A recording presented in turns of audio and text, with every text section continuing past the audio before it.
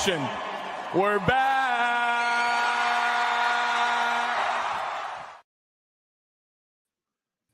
We are back, Megan. We're back. Fire the Cannon is back. Can you believe that? It's been crazy. The time All right, you want flies, to my boom, friend. Megan? Welcome back to Fire the Cannon.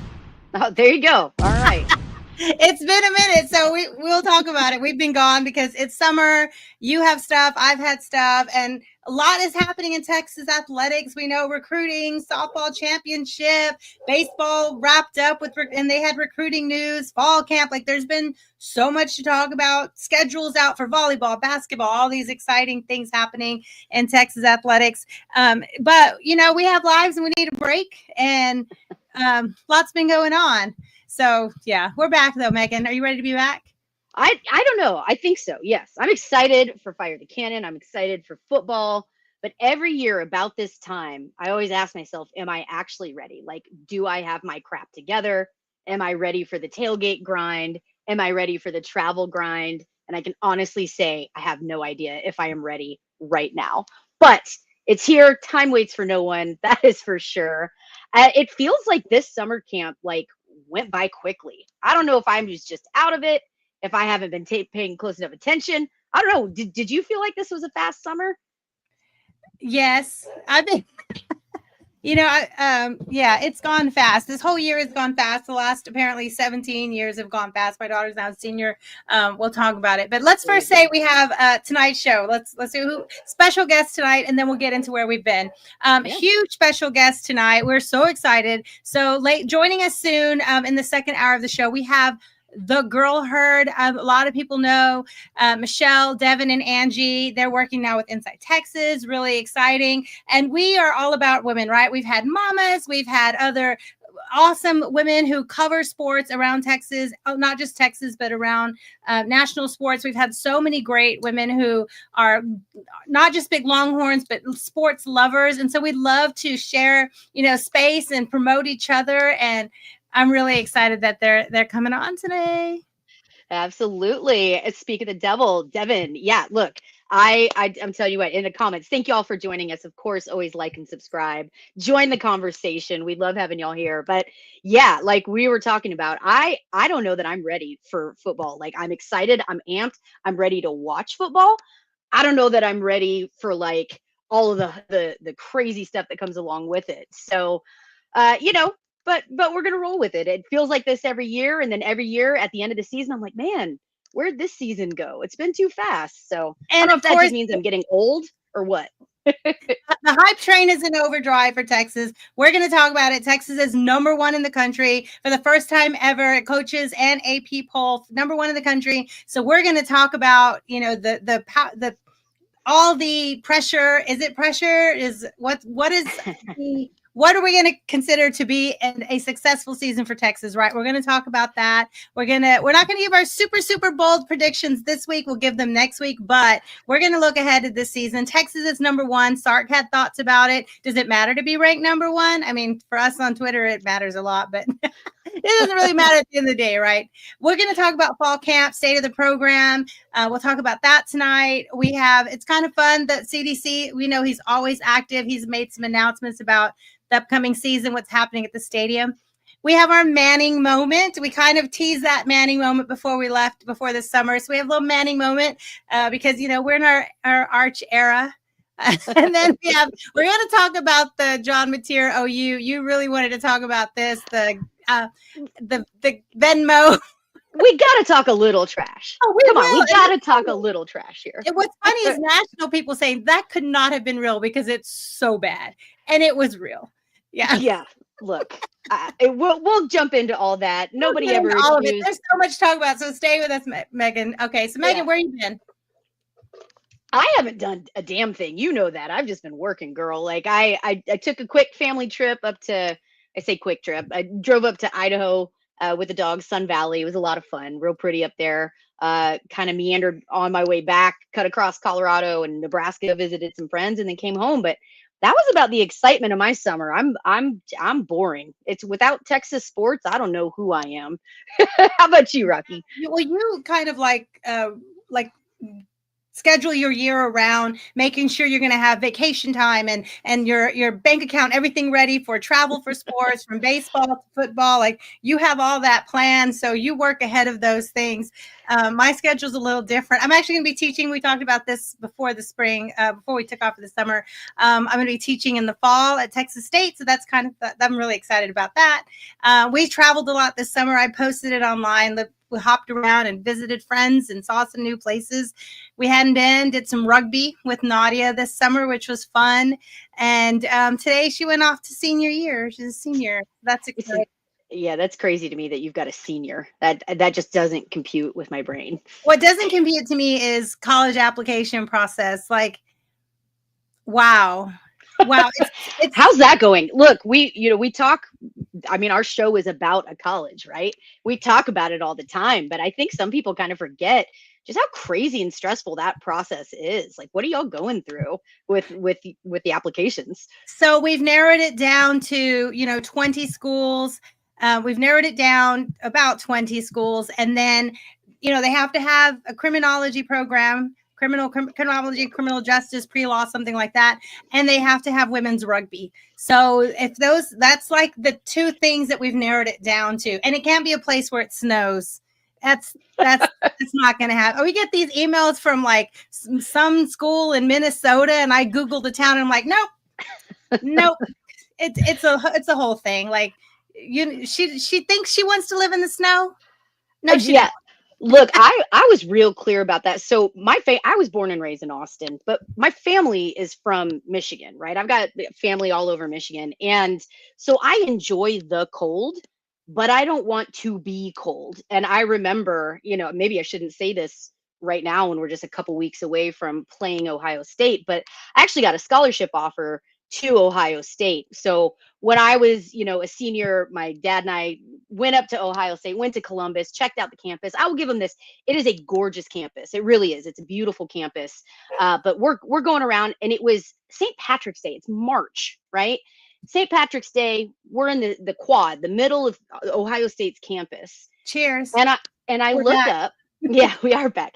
I look up, and a single snowflake falls on my nose. And I look at my dad and I said, "It is snowing in March. I am not going here." And that was the end of Ohio State for me. So I can respect that. I appreciate trudging through the cold is not for everybody.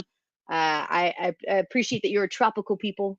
I think Nadia follows in those footsteps. It's also an issue of, if you're going to be an athlete that plays an outdoor sport, snow matters. I don't want her to be 6 months of the year training indoors for an outdoor sport. They don't go together. And, just getting home, it's got to be a place where you can get to the airport. Oh, that's another thing. It can't be more than 30 minutes from an airport that flies direct to Austin, because, you want to come home. We want to go see her play rugby wherever she goes. And we have to be able to get there to watch her play. All the things. So that's really the main three things: airport, no snow, and women's rugby. Oh, and criminology. I don't even know. That was 4 or 5, whatever that is. Those are the things. So we've narrowed it down to about 20 schools, and everyone wants all different things. So it's going to be fun. That's incredible, though. I mean, really, we talk about this with mamas, with recruits, with players. Right. How do you get to Texas? School? Yeah, talk to us about like how you pick it. So it's amazing that she's got that much interest. And I mean, I've been to your house plenty. I know I see the mail come through, and there's always 5 or 6, hey, check out this college. Hey, come see us. Hey, so I think that's amazing. I think that's really amazing. And there's really, really great schools that are just too expensive, Sure. They're just too expensive. And I don't know. Anyway, we'll talk about that another time, but that's where we're at. And I'm glad. Thank you, Daniel. Devin Daniel says he wants to hear about it. So thank you. All right. CB, good to see you. Miracle Martinez. It's so good that we're excited to be back. I'm glad people are checking in with us. So we have show notes that we'll we'll tell you the show notes really quickly about what our plan is for this #1 Texas football season. Megan, we're going to stay with Wednesday nights because we're loving it. Midweek, we can kind of wrap up our thoughts from the weekend, and also it's a good time to look ahead. But we're hoping to add in a Monday show, and it may or may not be live, but we'll post it on YouTube and share it on X, because you travel, Megan. Tell them your schedule and how we're going to make it work. Yeah, don't know how we're going to make it work. We're going to figure this out. But yeah, a typical, I guess, week in the life of, I feel like Mondays, we're talking about doing this new show. Tuesdays, it's more show prep.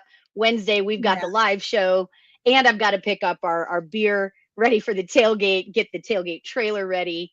Thursday, I guess free day. I don't know, getting ready for travel. No. Friday, I'm either delivering the tailgate or I'm on my way to a travel game. Saturday's football, Sunday recovery day, and either taking the or trailer driving back, home from somewhere far. Right, coming back from a game, or taking the trailer home and cleaning it out and getting ready for the next week. So I don't know. If I get a little kooky during the season, y'all, that's why. I don't know which way is up. I have no idea what day is what, but we'll figure it out. We'll make it work. We love doing this. We love talking to folks. So yeah, it'll be fun. We'll figure it all out. Like we'll we do. Find a time to wrap up what happened with Texas that weekend, and then the biggest college football notes. We'll try to keep that a short 30, 45-minute show just to post something after the weekend. You'll be busy. I'll be busy, but we want to get more content out. And waiting till Wednesday to talk about the game. We can't stand it. It drives you nuts. I know it. It drives you crazy. I want to talk about it like live as soon as the whistle blew in the fourth quarter. But yeah, so we will try to throw in something Sunday night, Monday to have for post-game, post-weekend stuff. And then Wednesday will still be our live shows. Thank you, everybody who's jumping in. One comment before we move on to the #1 Texas program. Is Scotland off the table? No, actually, England and Scotland are on the table. Nadia has a UK passport, so that helps a lot. So Scotland's actually on the table, but it's too cold and rainy. It's and it's so far away from home. Anyway, all right. That's right. She's got to go. All right. Anyway, thanks for joining us after watching Taylor Swift. We appreciate it. All right. Did you catch it? Did you catch it? No, I've seen a few things. Go ahead. Yeah, I was going to say, I actually, for the very first time ever, turned on their podcast on TV, and it's good. It's entertaining. It was enjoyable. I love the brothers. I love the brothers. They're awesome. They're a lot of fun, and I've seen bits and pieces when people share clips from them. I think they're great.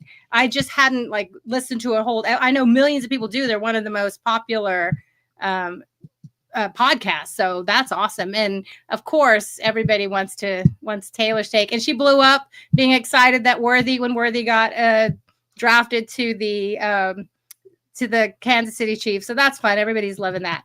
All right. But you know what we're loving, Megan? What's that? Being #1 in the country. Did you know? Can you believe that this is the first time Texas has been #1, preseason #1 in the AP poll? It was first they said the coaches poll, which is true. And then they said it's the first time we've been #1 in the AP poll. Okay. That's gun to the head. Wild. Plunger to the head. If you would ask me that question and said, has Texas ever been ranked #1? I would have been like, easily. Yeah, of course. We've been preseason #1. Of course. I don't know if that's my Texas arrogance coming through, or if it's just Texas is a blue blood, right? We are a program with history. Yes, we're just getting out of the dark ages. Spent a lot of time at #1. Yeah. But for Texas to never have been ranked preseason #1 in the coaches poll or the AP, again, that to me, I would have lost that bet. I would have lost that bet all day, every day. Yeah, that's wild. So let's take a look at this #1 at the college football rankings. I know a lot of people have seen it. If you're listening on the podcast, we'll say quickly the top 10 or so. Texas to Ohio State, according to the this is the coaches poll. Let me open the AP poll. Hang on 1 second. I have them both right here. Let me open I was like, we were about to be 1 versus 2 here we go, AP poll. Sorry, here we go. AP poll 1, and then Penn State, there was neck and neck between Texas and Penn State for 1 first place votes, right? Penn State was almost #1, as close as it's ever been between 1 and 2. And then then we have Ohio State 3, Clemson, Georgia, Notre Dame, Oregon, Alabama at 8, LSU, Miami. Just kind of look at Arizona State getting a lot of love, even though they lost their superstar running back to the draft. So they have they're trusting in that quarterback and that coach coming back. So look at this top 10, 12 or so. Do you agree with this top 10 or 12, 10, 13? Yeah, I was going to ask you the same thing. Look, as much as I love being #1, at the end of the day, we're talking preseason, right? It does make that target bigger. You know, we'll talk about this in a little bit. Sark talks about it. That target is bigger for Texas now. Right. I like a thing that CJ Vogel said earlier this week. A lot of Texas fans, we talk about it all the time, have, you know, kind of PSD a little bit, like PTSD. We're a little bit worried. We go, oh, we get kind of, oh man, that number one spot feels like a jinx. And historically, that's true, right? Like the preseason number one historically hasn't won the national championship that year. So if you're superstitious, I can appreciate feeling a little iffy about that. But I do think we're getting to a point as Texas fans. Listen, if we're going to be accused of being cocky, of having too much swagger, then damn, let's have some damn swagger about it. Let's be swagger-tastic. Let's have that Texas swagger. I like it. I think it sets the goals. We've heard all the chatter. We've been running our mouths. We've been talking about being back. If we're going to be ranked number one, man, let's step up and prove it.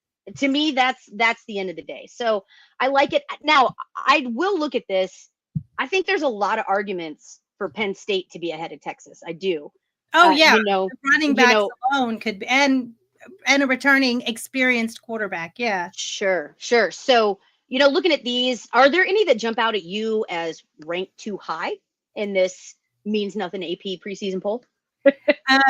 Yeah, I would say Miami's a little high for me, but I think it's okay. Like it'll play itself out. Kansas State being right behind Arizona State in the Big 12.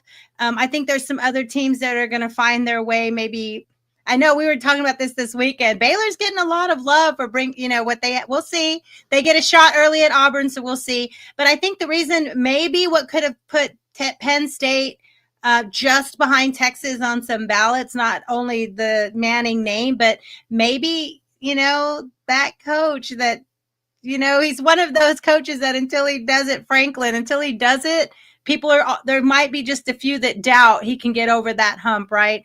They had an easy path to the playoffs and then got owned. But I think it's going to play itself out. I'm confused. Like we saw in the coaches poll, OU wasn't even ranked, and here they are 18. Yeah. I would think the Aggies would be even a little bit higher. Yeah. They have not a superstar quarterback, but a returning quarterback. They have, you know, they're going to have a great defense again. I thought, and they've done really well in the portal. I thought the Aggies would be more around 15, 16, 17 until they prove it, at least ahead of maybe OU and Kansas State. Yeah. That's one I agree with a lot. Look, A&M to me, I mean, they were a Texas game away from being in the playoffs, SEC right? Or excuse me, the SEC championship. Right. I think A&M. I think I've said this before. I know not a lot of people love when I say it, but I think Elko is a good fit for A&M. I think he understands culturally. I think he's got a lot of chips. You know, he's got a lot of good things going for him at A&M. I think it's just going to take him a little bit of time to get things together. So I agree with you. We'll talk about this later. We've got a little bit of A&M. We got a little bit of OU chatter later in the show. But I agree wholeheartedly, Rocky. I think OU at number 18 is giving a lot of credit where I don't personally think it's due. And I think they're really betting on John Mateer to raise the level of play on this team. They are. And it seems like A&M is getting a little bit of a knock, maybe more so than their play deserves. I think it's just that A&M, that good old 8-4 reputation is haunting A&M here a little bit. So I think people are kind of skeptical to buy in on the Aggies until they prove it. So, but yeah, I agree. I think, you know, overall, I did want to point out one thing in this AP poll. Texas Tech coming in hot at 23. Now, look, I love or hate the current state of NIL. You got to tip your hat to the Red Raiders and what they're doing. They are unabashedly saying, F it. Like, they're just betting the farm. They're putting all this oil money in from their one oil tycoon, right? And they're buying in. They are buying talent. Personally, I think that 23 is, I don't know. It's interesting to me because they have a lot of talent now, right? Like, they've bought in that team, but you want to talk about a coach that hasn't proven anything, hasn't proven that he can win, it's Joey McGuire to me. So Texas Tech at 23, man, respect for buying your way into that. Now, can they No, I have actually no follow problem through? with them paying kids to be in their roster, because you would have to pay me a lot of money to live in Lubbock. Like, I don't even know how much money you'd have to pay me. And they said it themselves, it costs more to get people to Lubbock, and that's fine. And I will never fault a kid for going and making money and you know, taking their best offer like any professional would, right? Right. And they have bought one of the most expensive rosters in college football. That's awesome. But they are still behind just in the Big 12. Iowa State, Kansas State, Arizona State. I think that's who I see still ahead of them. And they will have opportunity to prove that. They have an awful out of conference schedule to start this season, but they do have an opportunity to get some experience before they take on that gauntlet of Big 12, because it's going to be fun in the Big 12. We'll talk about this next week when we do our season previews, but the Big 12 is going to be fun. But at the end of the day, preseason polls, you know, in the last, 15, 20 years, only one team preseason has pulled it off. I don't know, just a couple. Thanks, Mike Harge, for reposting this. Appreciate you, friend. But like Sark said, preseason doesn't matter, because at the end of the day, he said it's irrelevant to how the season's going to go. It's irrelevant. All it means is they're going to have a bigger bullseye on their, you know, for their opponents. And we know, you know, we've seen Texas players talk about this all the time, that it's the most hostile when they go into places. It's so loud, it's crazy, it's wild. People sell out their stadiums and get game day and all the things when Texas comes to town, because it's a big deal when Texas come to town. And when Texas comes to town, the number one on your back, you know, ranked number one with media hype and all the things. That's all it matters, is that they're going to take it up even another notch to when Texas comes to town, right? Yes, but that's how it is anyway. Like, oh yeah, exactly. Even when Texas was going through, you know, our dark times, when we weren't a very good football team, and that painful decade that we endured, even still, teams were still bringing their best shot against Texas. I don't know that the Longhorns ever got to the point where people didn't care that the Horns were coming to town, right? So yes, agreed wholeheartedly. Definitely a bigger target. People are going to be amped. Everyone wants to take down number one. But if any team is equipped to handle that kind of pressure and that kind of, you know, expectation and just people out after them, I would think that it would be Texas, because they get that anyway all the time, no matter what. So, quick point before we move on to the State of Texas program. This is a great point, Clay. Thanks for listening. Sorry, and I just realized, like, I've been messaging with Devin as America's Cowgirl, and then I'm like, oh, Devin, sorry, hey, Devin. You'll be joining us in a few minutes. Sorry, I've been following by your Twitter handle all day, messaging you. I put two and two together now. I don't know why I'm like not able to. No, I'm just kidding. Clay, thank you. They can buy elite players, talking about Tech and their roster, but that doesn't necessarily translate to a healthy culture and wins. I absolutely agree. And Sark has made these comments too. We're not saying they don't have a healthy culture, and we're not saying they're not going to have wins. We're just saying accumulating. No, I'm not saying that. I don't know yet. I haven't seen them play. But Sark has said accumulating talent is different than building a team, right? Those are two different things. You can stockpile talent all day, but unless you are building a team, those can be two different things, right? The Venn diagram could be like this, right? If you're actually doing both. And Texas has been doing both, stockpiling talent and building a team with culture. We don't know yet if Tech is doing that too. Yeah, I've said this many times. With Texas, Charlie Strong had a culture. He had strong culture, but maybe the coaching wasn't quite there. And he did have stockpile talent. He had some, but maybe the coaching wasn't right there. Yeah. Tom Herman stockpiled the hell out of talent, but the culture wasn't quite there, right? And I think that's where Texas, you know, that you talk about that magical combination with a little bit of luck. Texas right now is showing culture plus talent plus coaching, right? Like, it feels like we found that nice middle of that Venn diagram where everything's coming together perfectly. So, Rocky, real quick, I do want to say you had a great post about the culture warriors for Texas. And yeah. So let's talk about that a little bit while we're talking about culture. All right, I'll share the screen because I actually have it open. So this is, I was kind of thinking to myself, like, I know we could go on and on with this list, and I just said, I'm thinking about the culture warriors that took Texas from 5 to 7 to number 1 in the country. It didn't happen overnight. It was ugly. Yes, Texas lost to Kansas at home. But along the way, and I listed here, and you can go to my tweet and see it, but Banks, Barron, Baxter, Broughton, Brooks, Burke, Collins, Connor, Davis, Ellinger, Finkley, Ford. I mean, the list goes on and on, but you have to mention Jordan Whittington and Bijan Robinson and Barron Sorrell. Have we been of course, saying Michael that wrong Tapp, the whole time? Bijan Robinson, Wisner, Quintravian Wisner, Malik Murphy. Like, there's so many players. I listed, I don't know, 25 or 30 and there's 100, right? Or 200 that have bought in. And names we don't know, the kid we'll talk about in a minute that just got the scholarship at Texas. He was a culture warrior for the program, and people don't know his name. He's not a household name, but people bought in. He's one of the players that bought in and helped build the program up, and he was just rewarded with a scholarship.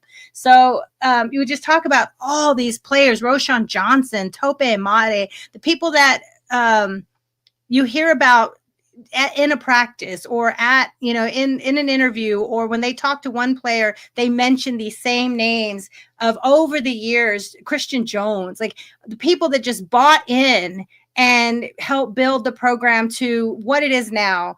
They may not be here anymore. Some might have even transferred out, but they were part of the culture building at Texas. Yeah, absolutely. So I want to ask you this. Who do you feel, if you had to name one or two players, who is like the MVP of the culture warriors? Jordan Whittington. Yeah. I mean, all right.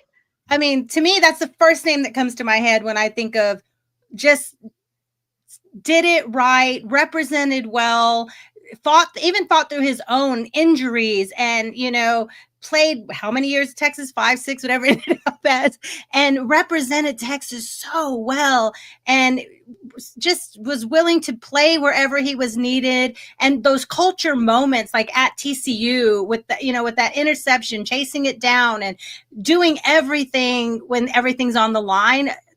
Those kind of players. Clay Stewart, yes. Roshan Johnson, Rojo. Yeah, absolutely. Who do you think of, Megan? Look, yeah, big shout out. Of course, Jay Witt is number 1 in our hearts, right? I no argument there. I would agree that he's an MVP all day, every day. But I want to give a shout out, and Clay, yeah, again, Rojo. If Jay Witt wasn't there, I mean, Rojo was the epitome of doing what's best for the team, being patient, waiting for your time, making adjustments, switching positions, right? Like, that to me is just the epitome of a selfless teammate who's there to build that culture, who's there to support that culture. But I want to give a shout out to Tope. I got to say that, yes. Man, Tope got there and he went through so many coaching changes. I mean, it was a tumultuous time at Texas. And his last year, he got there with Sark and Flood. And even after, I don't think we can truly measure or appreciate how important this was, even after a 5-7 first season. Now, look, we can explain why it was 5-7. We understand that there were a lot of challenges. Culture was developing. But without guys like Tope, who were only there for 1 year, he kept singing the praises and saying, trust the process. Mm-hmm. Long after he left Texas, he was out there positively recruiting for coaches that didn't recruit him, right? Yeah. He saw it. He saw that before the fruits of the labor had come through, before the culture had truly developed and shown what it was going to be. He was in those locker rooms. He said it on this show, trust the process with Coach Flood. Sarkisian has the plan. He knows what he's doing. He knows what he wants to build. He's driven and he's doing the right things. And we've got to be patient. And I'll tell you what, I think without players like that, I think Texas isn't where they are today. I don't know that culture starts to build as quickly, right? You get those guys that, even though these weren't the coaches that brought him in, these weren't the coaches that signed him, he still saw what was going on. Hayden Connor, Christian Jones, you mentioned earlier.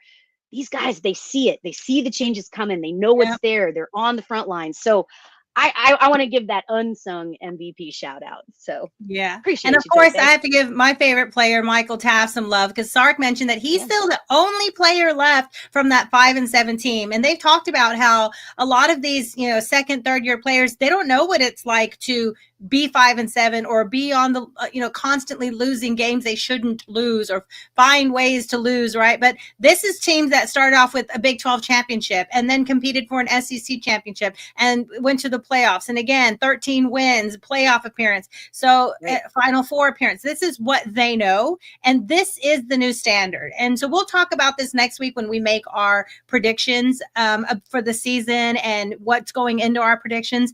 But this stacking up players who play for high school championships, who know what it takes to win high school championships and bringing that kind of mentality to Texas and stacking that talent, not just talent, but building the culture and everything that's going in it too. I think to me, that's the difference. And it is a massive shift. And we have to give love to all those culture warriors along the way, right? Absolutely. Yeah. And CB, that's a great shout out. Chris Bennett, for those that don't know him, he is Everybody CB. knows CB. Our Everybody CB. Thanks for being with us again, Yeah. CB. Thanks. In his opinion, what Sark is doing at Texas is one of the greatest turnarounds in college football, considering where Texas was. Yeah, I agree. It is hard to turn a big ship around, and Texas is one of the biggest ships, right? Mhm. And Sark has done it in a relatively short time. I remember plenty of people after that first year that just didn't think he was it. They were screaming fire him, ready to get rid of him after that first 5-7 season. So, I think this is it's a nice reminder in the fast-paced world of college football that when you have the right guy, when you have the right team, and you have those pieces, a little bit of patience goes a long way. So, very, very much appreciate that. All right. So we're going to look at this season. We talked about the roster that's building. They're number one in the nation right now. So let's kind of just give a few notes about fall camp, what we're hearing out of fall camp, and then what we think are what are we most excited positives coming out of camp, maybe some concerns. And then we each have like 3 points that we got to say, this is what we're thinking of from the reports. So Megan, I'll let you go first. What are you hearing out of fall camp that has you really peaked? Do you have any concerns or excitements after hearing what you've heard? Yeah, I think for me, I mean, listen, we're all hearing the Manning hype. The Manning hype has been going for years at Texas without him taking that many damn snaps. He hasn't truly started a season at Texas, right? And we're hyping him up as the #1 draft pick and all kinds of crazy stuff. Heisman favorite by far. So I think for me, look, I truly believe that this team is focused. I think that we are past the point of letting the noise bother the team.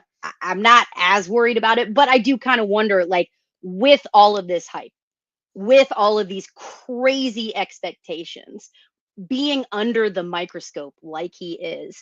We heard a few things out of fall camp. Maybe Manning wasn't hitting his guys like we expected. Maybe the O line looked a little rough. The Manning hype for me is something that I am both already exhausted by, but also want to keep an eye on. Is that microscope going to be too much? Is that pressure, not just for Manning, but for the whole team? Is that going to be too much to contend with? Are the expectations reasonable? Are they realistic? We know the Manning name has pulled a lot, right? It's doing a lot of heavy lifting right now. Are those expectations reasonable? I think that's where I look at it and go, I know the kid is capable. If anybody's family would have prepared him for this kind of thing, it's the Mannings. But I do have some concerns, right? I do have some concerns just about that level of expectation. How about you, Rocky? I think what I'm loving out of the camp is the 2 healthy running backs and an elite defense with a pass rush. And so if you any quarterback and at any level, right, from little bitty tots to NFL Super Bowl, you need a defense with a pass rush and you need a run game. Those are going to be the quarterback's best friends. Texas is going to have that. We know last year when Christian Clark went down and then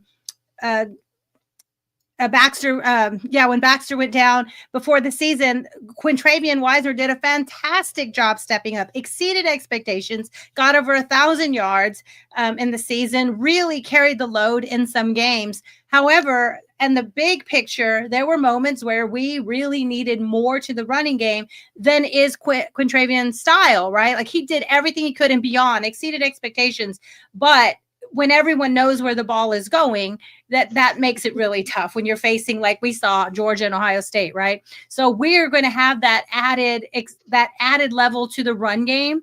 We're going to have an elite defense to help our quarterback out and get him the ball in great position and force turnovers. Of course, we can talk next week again about the punter that's coming that people are really excited about, Boomeister. We'll talk about that. But I think the two things that we're hearing out of camp is this defense is insane. D line that can rotate fresh, and I think those two things are really going to help Manning. So I know you talked about all the pressure and all the hype and all the things. If Manning makes one incompletion, Twitter's going to blow up. If Manning throws one pick, Twitter's going to blow up, right? No matter what he does, it's going to be the greatest thing ever or the worst thing ever. And that's okay because he seems pretty level-headed and he has a team around him that are very level-headed, right? I just think what's going to help him immensely in his first year, like any first starting quarterback, is going to be that defense, those special teams, and that run game. And then, of course, experience. He does have a crew of experienced wide receivers, but that's just like cherry on like icing on the cake, right? All right, so let's jump into it right now. Let's do our top 3 takeaways from fall camp. Okay. I think we've graced on it a little bit. Let's go in depth. Rocky, I'll let you go first. Oh, all right. I'll jump in. You touched on this a little bit earlier. I do think one of my biggest concerns and one of my takeaways is injuries and depth, and specifically on the offense. I worry that Texas, we've heard some stuff. We saw some injuries early on that O-line, season-ending injuries. You never want to see that in fall camp. And it's a young O-line, right? There is some experience. We know Trevor Goosby's coming back, high expectations for that young man. And we expect him to live up to it, absolutely. But this was a very veteran O-line that just left. How do you fill those spots? Is the O-line going to be capable? And going into the season already a man down, already nursing some injuries, that to me is definitely something that can make or break the season. Those big men up front on the O-line, especially like you just said, we've got Arch Manning back there. Now I know the kid can run. He's probably one of the fastest guys on the team, but we don't want him running for his life. Exactly. We don't want to pull some Sam Ellinger crap with him, right? Like I'll take all those rushing touchdowns, but go ahead. I can't. Yeah, but let's protect him. I know. Let's protect him. So yeah, I think injuries and depth, that's always a concern coming out of fall camp. I think that's something that Texas fans really need to keep an eye on. The coaches really need to be careful of. Let's nurse those injuries. Let's get these guys healthy, but protect them. Because we know there's going to be some attrition over the season. And like we hear all the time, the SEC season is a grind. So is it though? Because I heard we have an easy schedule. Well, there's that. Unless you're Texas, then it's easy, right? Simple. You're handed a simple schedule. All right. Go ahead. So and one more? Yeah. I mean, again, I touched on the Manning hype, so versus reality. I'm not going to go on that too much, but I think a question that I feel like I have an answer to is the Texas D-line. Is that, it's the eternal question from camp. Is the offense struggling or is the defense badass? Or is the defense struggling and the offense just that badass? We did hear that the offense, quote unquote, struggled a little bit. But I think the biggest takeaway from this camp is that the Texas D-line is very likely going to be the best defensive line that the Texas offense faces all season. So I think that's a really positive thing. Shout out to badass Kenny Baker there. Thanks, man, for carrying on the legacy. Rocky, how about you? What are your 3 takeaways? All right. So I think we kind of have similar. I also had worried about depth on the O-line as my number one takeaway from camp. After Kojo's unfortunate injury, everybody's wishing him the best, that he comes back next year strong and healthy. But then we heard Nick Brooks, tweaked something and practice and didn't come back, but then was fine in the evening with the family barbecue. So we're hoping, of course, that he's healthy because we've heard great things about him all spring, performing really well in summer. So Mick Brooks is a talented young player that we were hoping, for that depth, and don't want to throw the young kid into the fire at Ohio State, but we want him to be healthy and able to contribute. So that was my number one not worry, but my number one concern. And but that also too, like, we have to remember that this O-line, yes, they don't have as many starts or as much experience or reps in the games. They've been in the system since they were freshmen, right? We're not bringing in a bunch of transfer O-lines who don't know each other or the system. They've grown up in this system with the same offensive coordinator, same head coach, same scheme, and a lot of them have been working with Manning in the second team for the last few years, right? Yeah. A couple of years. So that's a great point. Still there. That is still there. They do know each other. They have come up together. So I don't think it's going to be as disconnected as some people might worry. Yeah. And look, I just want to hammer down on something you said, because I think it's worth repeating. These guys, they have had the same coaches. We were talking about culture warriors earlier. Some of these guys, our culture warriors had gone through a bunch of coaches. That's not the case anymore at Texas. And there is so much to be said for consistency, especially at those coaching positions, right? So having that consistent coach, having Coach Flood there, that's been instilling his philosophies and training the guys up since the day they get on campus. I really want to reiterate that. That's a great point. Okay, good. And there's only one school in the country that's had the same DC OC head coach for the last 5 years, and that's Texas, right?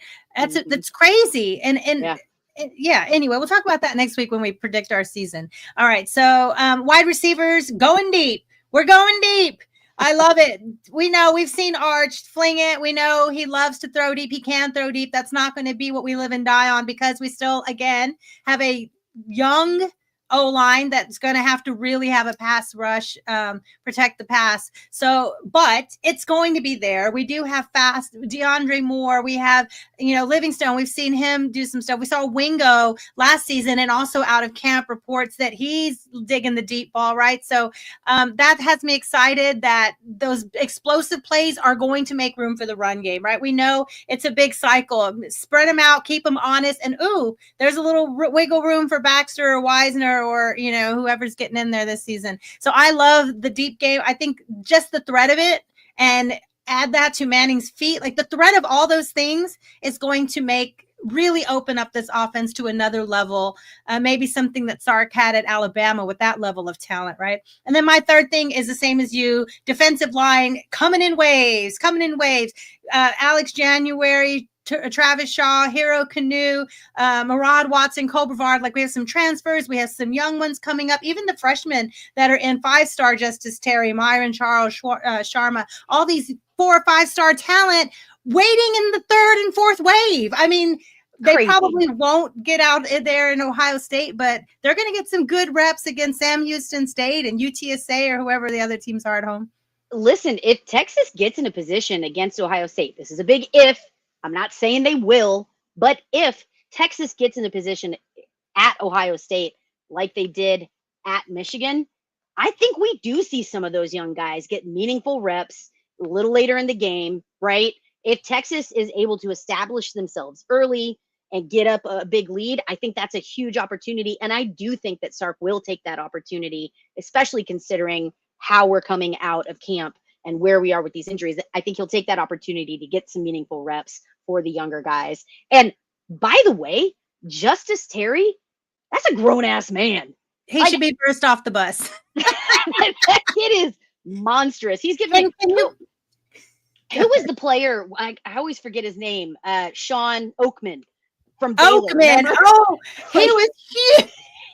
Justice Terry, even at this age, and as just entering our program, gives me those vibes. Like that ripped, big dude. Yeah, make him the first one off the bus. I'm kidding. And what's crazy is we haven't even talked about the edges or the linebackers or the DBs who have names on the Thorpe Award watch list right now, right? So we haven't even gotten to the waves, and we'll talk about all that next week when we make our predictions. But we kind of just want to have a couple little highlights from the camp, and then we'll keep moving.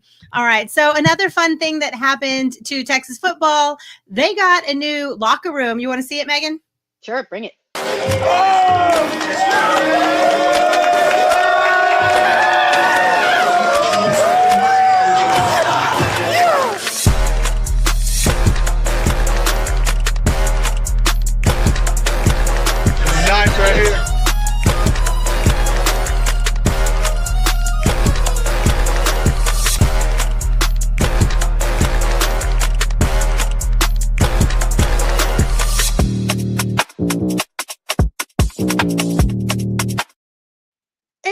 so nice. The last one we had just a couple years ago was amazing and ahead of what most people have in the country. Now tear it out. It needs to be even better. They have reclining seats in their locker room. And oh man, it's so nice. Yeah, it's wild to me that, what was it, 5 years ago, 6 years ago, maybe, those new locker rooms came in, which is ancient in today's college football world, right?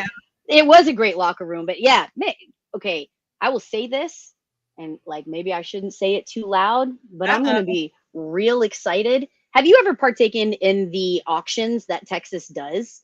You can find some crazy gems. I've seen they had the lockers from the ones they cleared out. Yes. So look, I will be that person in a few years when the locker room gets upgraded again. Give me one of those recliners for my house. I will put it in there and be a happy and pull out the drawer that's deodorizing your shoes. Right? Like have on my stuff hat and put it on the helmet. Make it, maybe retrofit it for your living room to actually have like snacks in there or something. Oh, it's so cool. I'm glad the guys, I know they had to, like, after spring when they left, they've been gutting it out and cleaning it, and they got to come back to it like the second week of camp or whatever. That's really cool. Anytime I want them to have all the greatest things, because you know what? It's one more recruiting tool. When they come and see that locker room, it's just one more thing that makes coming to Texas really, really cool. And they work really hard. So all right. So another fun thing, and we kind of mentioned it a few minutes ago, linebacker Marshall Landwehr got a surprise scholarship. Okay. And so I was looking at a play the other day, the Ethan Burke, where the ball was batted. It went right into Ethan Burke's hand, and he ran it back for a touchdown in I think it was UTSA game or something one of the games last year. And right next to him, running alongside, supporting, and even getting a shove in the back because the other player was mad, was I think his number is 53. I think his number is Marshall Landwehr. So he's actually on some really good film. This is him getting we won't play the whole thing. We'll just play a little of it. This is him getting his scholarship. How we doing, man? Good. All right, I got a video I want to show you first, and then we'll get into the rest of the meet. What's up, Longhorns? It's Glenn Powell, fellow Texas alum. I have a newfound respect for what it takes to join a football team. It takes grit, it takes grind, and most importantly, it takes heart. Marshall, your hard work has not gone unnoticed. No! That is why Texas is awarding a scholarship.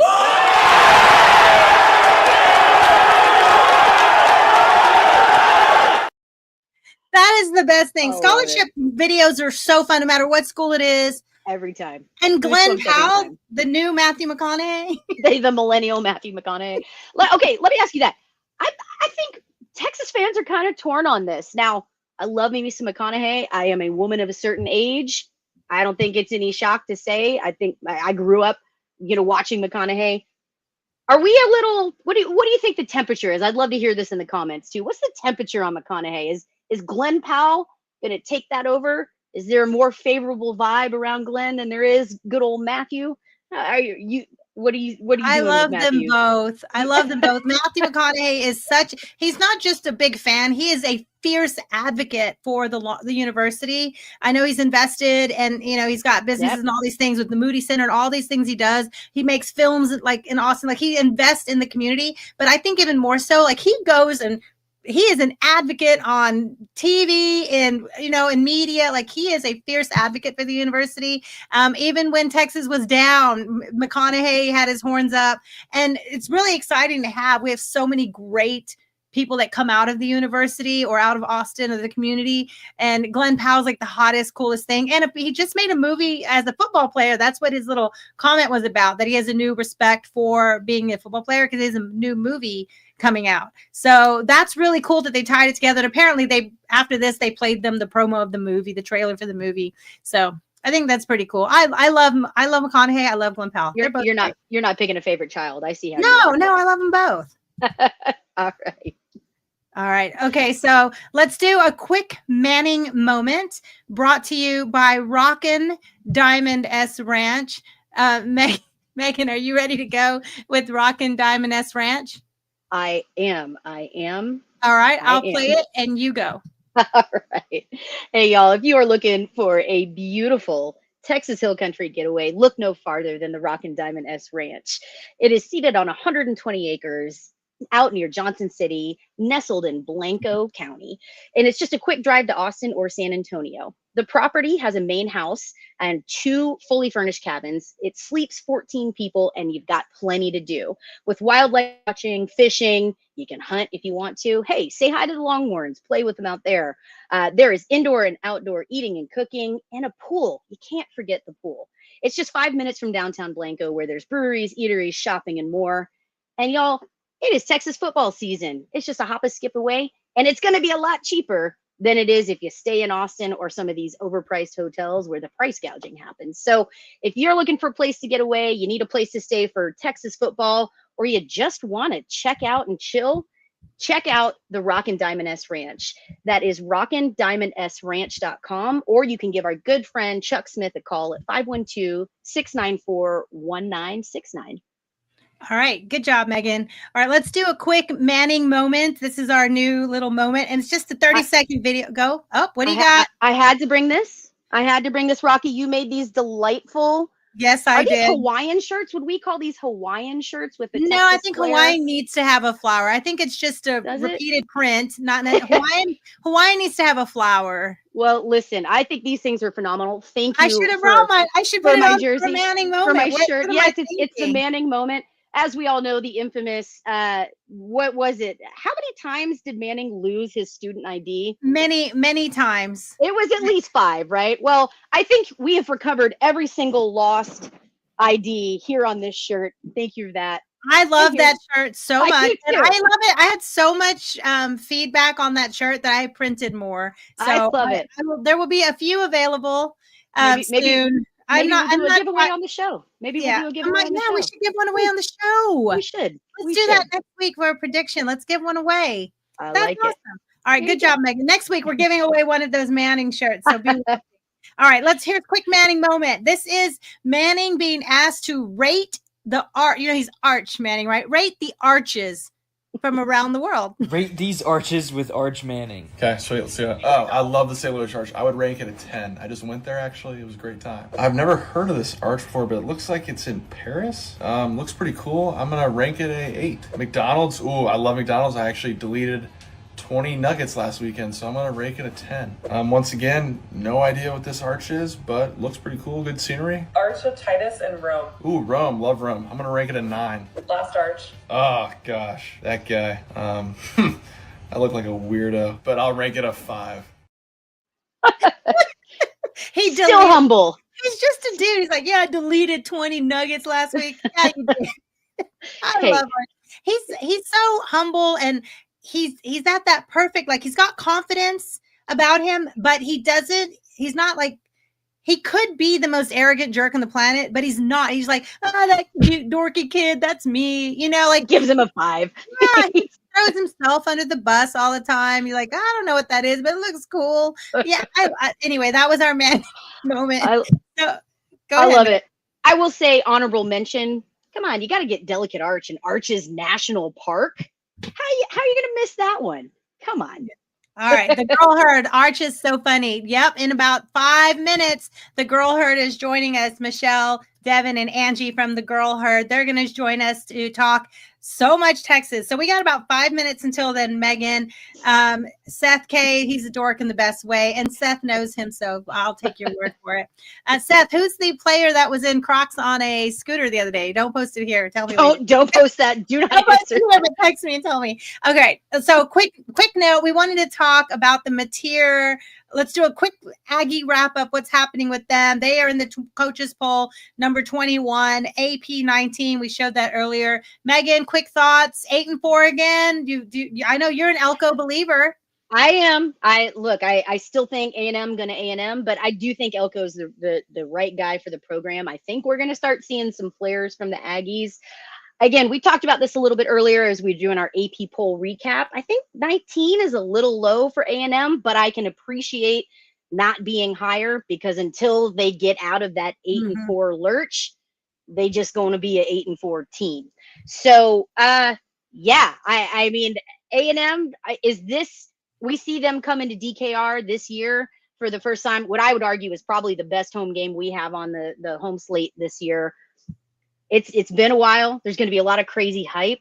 I think it's going to be a good game. What do you think about A&M? Do you think buy the into the It's going to be more lit than the Sam Houston State game? I don't know. By a little, maybe just a smidge, maybe just a smidge here. But yeah, I mean, look, I think A&M. I've said this for a minute. They've got the pieces, right? They have the ability. They got the money. They've had all that for about 85 years, Megan. They have. They've got the fan loyalty. They've got. They have it all. What are they missing? Is College Station more male cheerleaders? Apparently, yeah. That's been a topic on their boards this week. More male cheerleaders. That's what they need. Yell leaders. They need more milkmen. All right. Okay. Quick. We got to talk about the Oklahoma John Mateer Venmo hilarity. So here, let me show you. I'm sure everyone's heard about this in the last 24 hours. John Mateer, the transfer quarterback at Oklahoma, he's the reason they're in the poll, even in the AP poll right now. He had somebody, they're of course blaming Texas. It wasn't Texas. Somebody went through his Venmos and saw these old Venmos for sports literally labeled sports gambling, UCLA versus USC around the date that they actually played. And then Rocky, it was literally the day after. I'm trying to be nice. Ultra Sports Gambling, a company that takes bets, and then sports gambling. And then look, he bought somebody flowers, probably with the money he won. So somebody scrolled through and then found all these bets. And then apparently there's some more that say poker, something like that. So he says he's never gambled in his life. I don't know. That's what he said. And are you buying it? That's what I'm going to ask you. Are you buying? I can see his Venmo. No, I don't buy it. And then he closed or deleted or whatever his Venmo, made it. Everyone, I don't know why anyone has their Venmo public ever anyway. Mine has been on private since day one, but nobody needs to see who you pay and why you pay them. So go to privacy settings. Yeah, click private on your Venmo. But this is John Mateer. Do you think, what do you think about this situation? And should there be any consequence for this? Look, I have opinions on this. First of all, yeah, I think he did it. He's a kid. He wasn't in a big area, right? Like, I don't think kids at that age, that was what, 2-3 years ago? It was like 2022 or something like that. Is that right? When he was a quarter, I think it was. I need to no. When those transactions. Let's see the date. Documented. 2022. Yeah, he was a quarterback at the time for school. But he's a kid again. Like, I don't. They know the rules, though. I'm just saying. I don't think they have that kind of forethought to think. Oh God, somebody might be going through. Right. So yeah, I think it 100% is exactly what it was for. I think he was being very literal in that. This is a lesson learned. At the end of the day, should there be a punishment? Probably, but you can't prove it. And the rules are the rules as they sit. You're not supposed to be gambling. So I can appreciate. Is it a silly rule? That's a different conversation. He didn't gamble on his team. How do you separate that? How do you separate, the athlete from the action? I don't know. I don't get paid that kind of money. But yeah, I mean, at the end of the day, if you can prove it, I do think there should be a small consequence for it. And also, this is a life lesson, man. Put your shit on private. It's not that hard. Especially if you're everyone should anyway, even if you don't matter, everyone should anyway. CB, who lives up in Washington, said, yeah, there's casinos and sports books up there. I think it was Paul Wadlington, I want to say, that talked about it doesn't even matter so much whether or not he if it was his own team that he bet on, because if you get into debt with the wrong people, guess whose game you're going to have to fix your own at some point, right? So there could be a slippery spiral there. We know it's illegal it's not illegal, but it's a violation of whatever their rules. If they gamble, and bet on these things, and he did at the time. I don't care. I want him to play all the games, and I want him to be at full health in the Cotton Bowl in October when Texas comes to play OU, because I'm so tired of OU fans saying, "Oh, Texas fans are sharing the Venmo because they're scared of OU." Bring them on, baby. Bring them on. This absolutely. is Colin Simmons. This is Anthony Hill. This is like, come on. Bring it on, baby. All right. It is 9:01. Let's bring on our very special guest. Thank you, everyone. We have almost 450 people watching right now. So we want to bring on the girl herd. We have Angie, we have Michelle, and we have Devin.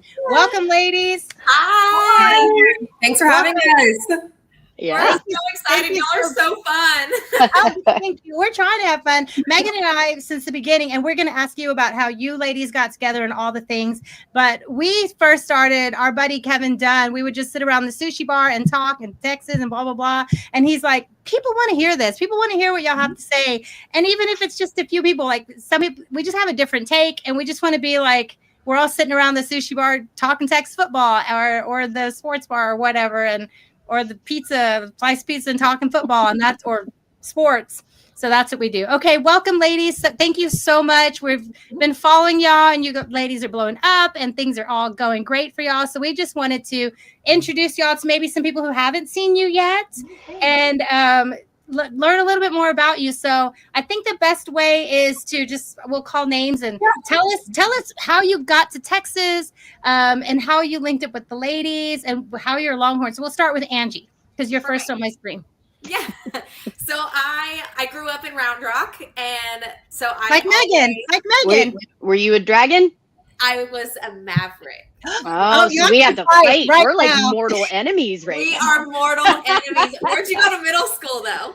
I was a cougar. I was a Chisholm Trail cougar. Okay, see, I went to Cedar Valley, so half of us went to Round Rock and half went to McNeil. So I could have gone either way. That's true. That's true. So I grew up a Longhorn.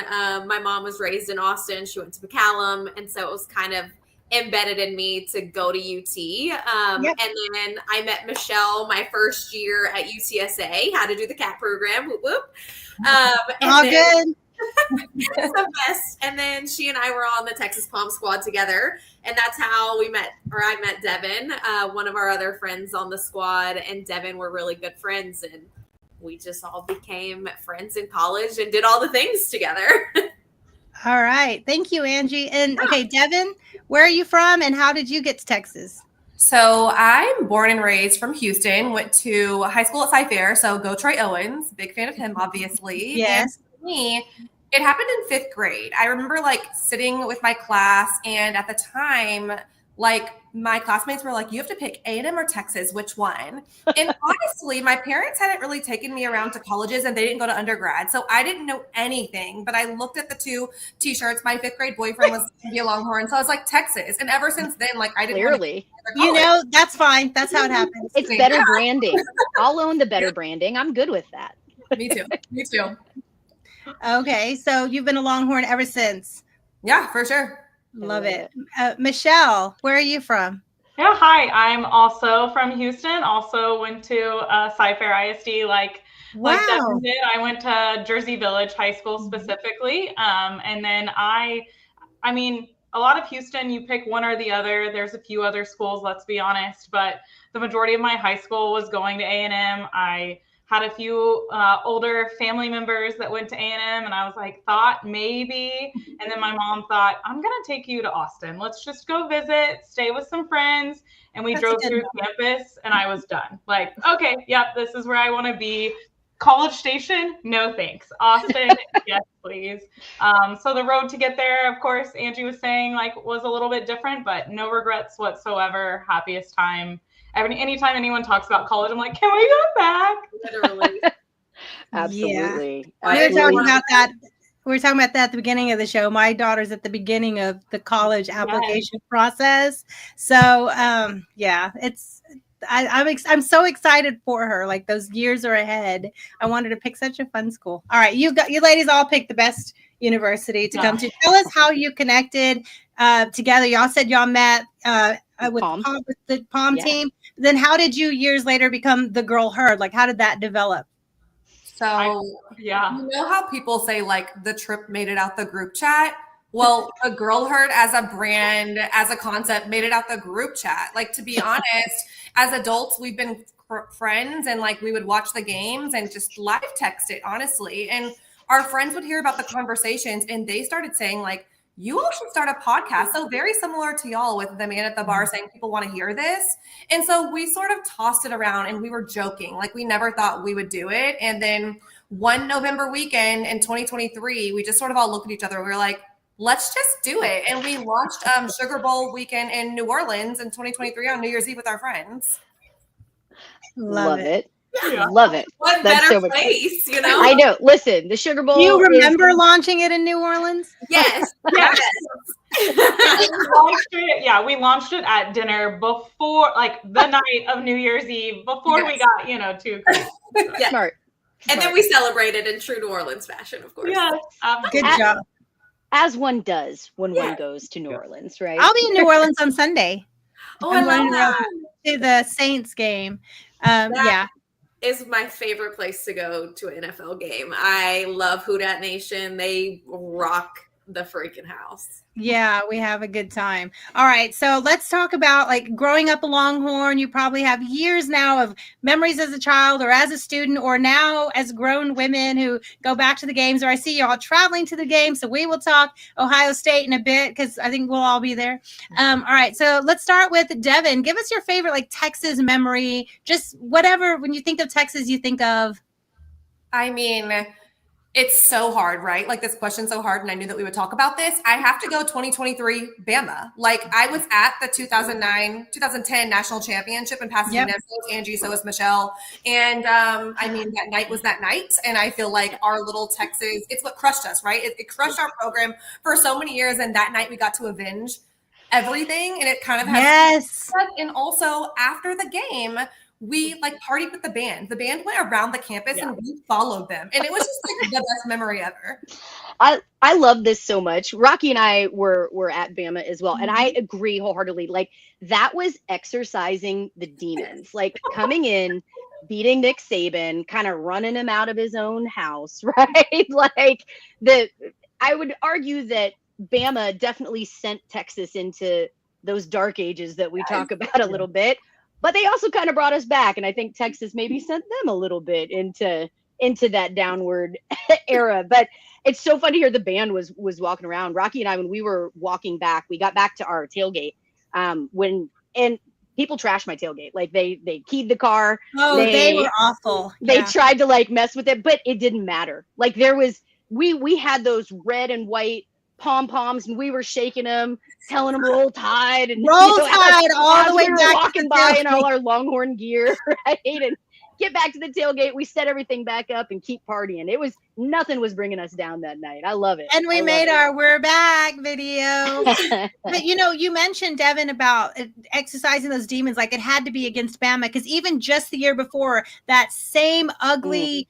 Taking our quarterback out, the games, like the biggest moment, Texas, the national stage, Bama comes to Texas and they played them to a point or two. And that was a safety that didn't get called. Like those things in that game that Texas had that game and it was, snatched by Bama again, and so that was just that dirty hit that took Quinn out, for that game. And yeah, it had to be at Bama, against Saban. That would just completed that circle. I love that. I love that memory.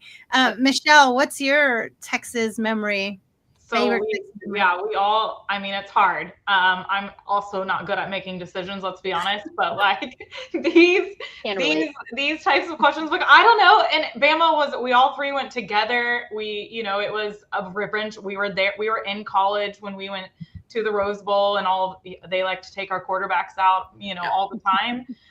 So it was revenge season. One of my favorite memories, if I have to pick a different one, is bringing my mom to OU for the first time, which was 2015. And we were, not really supposed to win, but we did.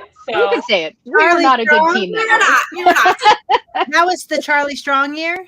Yeah. Yep. That was the Charlie Strong golden long hat, finger, the long ET finger. after. And we were not supposed to win. Texas, absolutely. I mean, No. OU was what, they were number 3? They were like, I don't think Texas was ranked. Yeah. They were yelling like how many games each, and like so I remember being in the line for Fletcher corn dog, and they were yelling. This lady in front of us was like, "What are they saying?" And we were like, "Yeah, that's how many games we've won and lost." Like, don't talk about it. The most painful taunts are the ones that are true. They just cut deep, and that year OU could definitely cut deep, but it was great. Charlie Strong got that win when we weren't supposed to. Glorious. I love it. Let me ask, what was your mom's reaction? Like, that was her first experience. Well, what was her reaction? like I remember, no shock to anyone, I didn't wake up to my alarm at first, and my mom woke up and she kept snoozing it, and she was like, "This girl's crazy. Like, we have to get there at what time for the game and like get in line and do all this stuff." And then she got there, and now that's her story to everyone. You have to get there early. You have to do this stuff. So yeah, of course she loves it. She's a huge sports fan. Definitely on the Longhorn train for sure. And so it was great. That's awesome. Special taking your mom. All right, Angie. So mine is the 2009 Fiesta Bowl that we won. That was my first bowl game to cheer in. We won against Arizona State. Ohio State. Ohio State. Oh, the Ohio State one. Okay. Beanie Wells, Colt McCoy. Oh, the Fiesta Bowl. Sorry, I was thinking Holiday Bowl. Go ahead. And all the confetti falling all over the field. It just was the most magical moment. My whole family was there.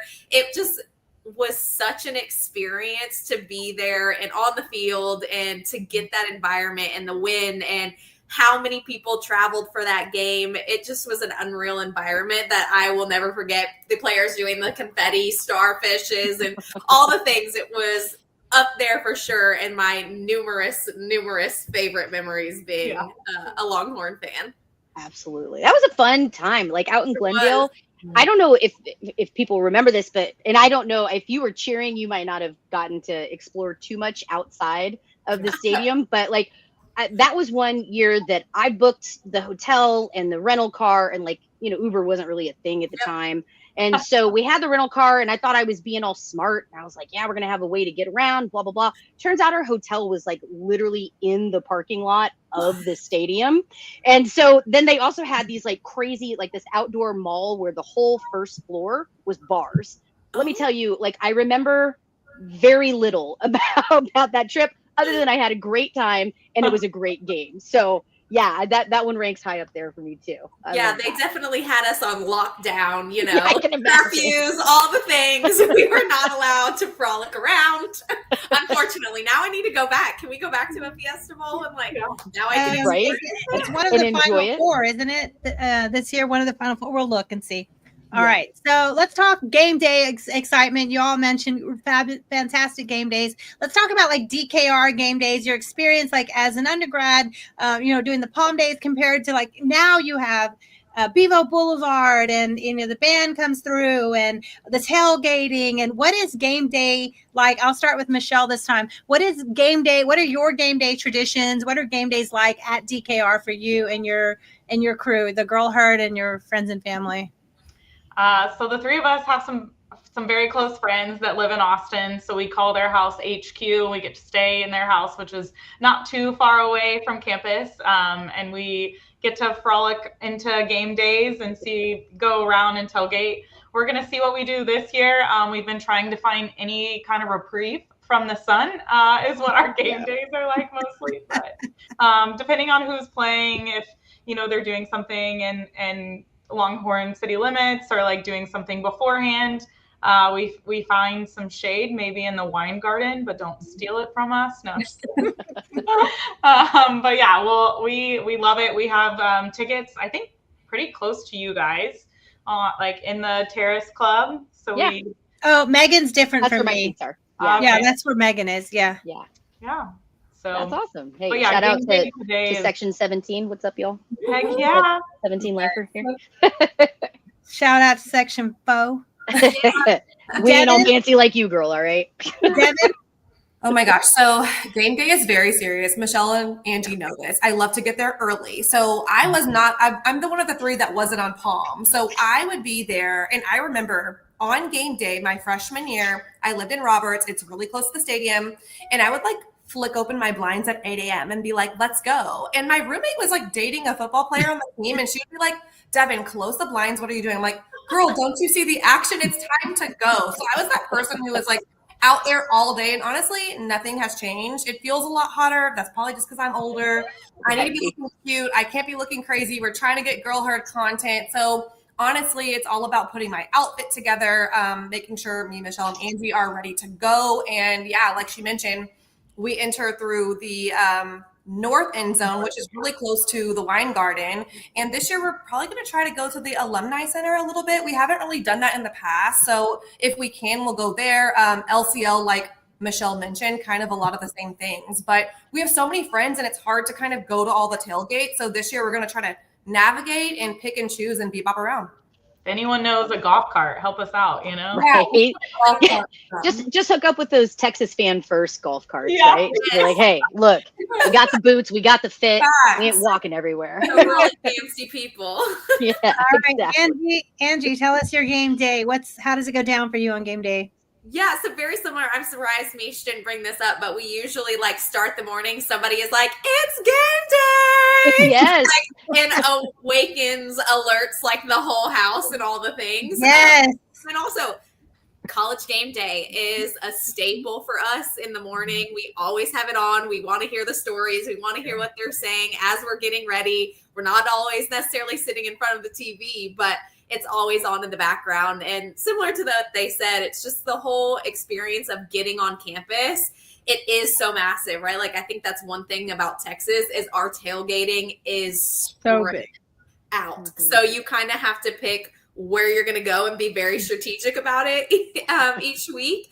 But other than that, it's the best thing, right? You get out there, you see everybody walking around, everybody's in their burnt orange or cow print or whatever it is in boots, and the energy that surrounds DKR is something special that we just want to be engulfed in it, right? Like, what's happening this week? Are they spray painting? Or what rides are they doing? Who's playing on the lawn? So it's really just a full day of just engulfing everything Texas. I love it. All right, I got to ask y'all, is it a better game day experience as a member of Palm or as a fan? As a member of Palm, it's a stressful like work day.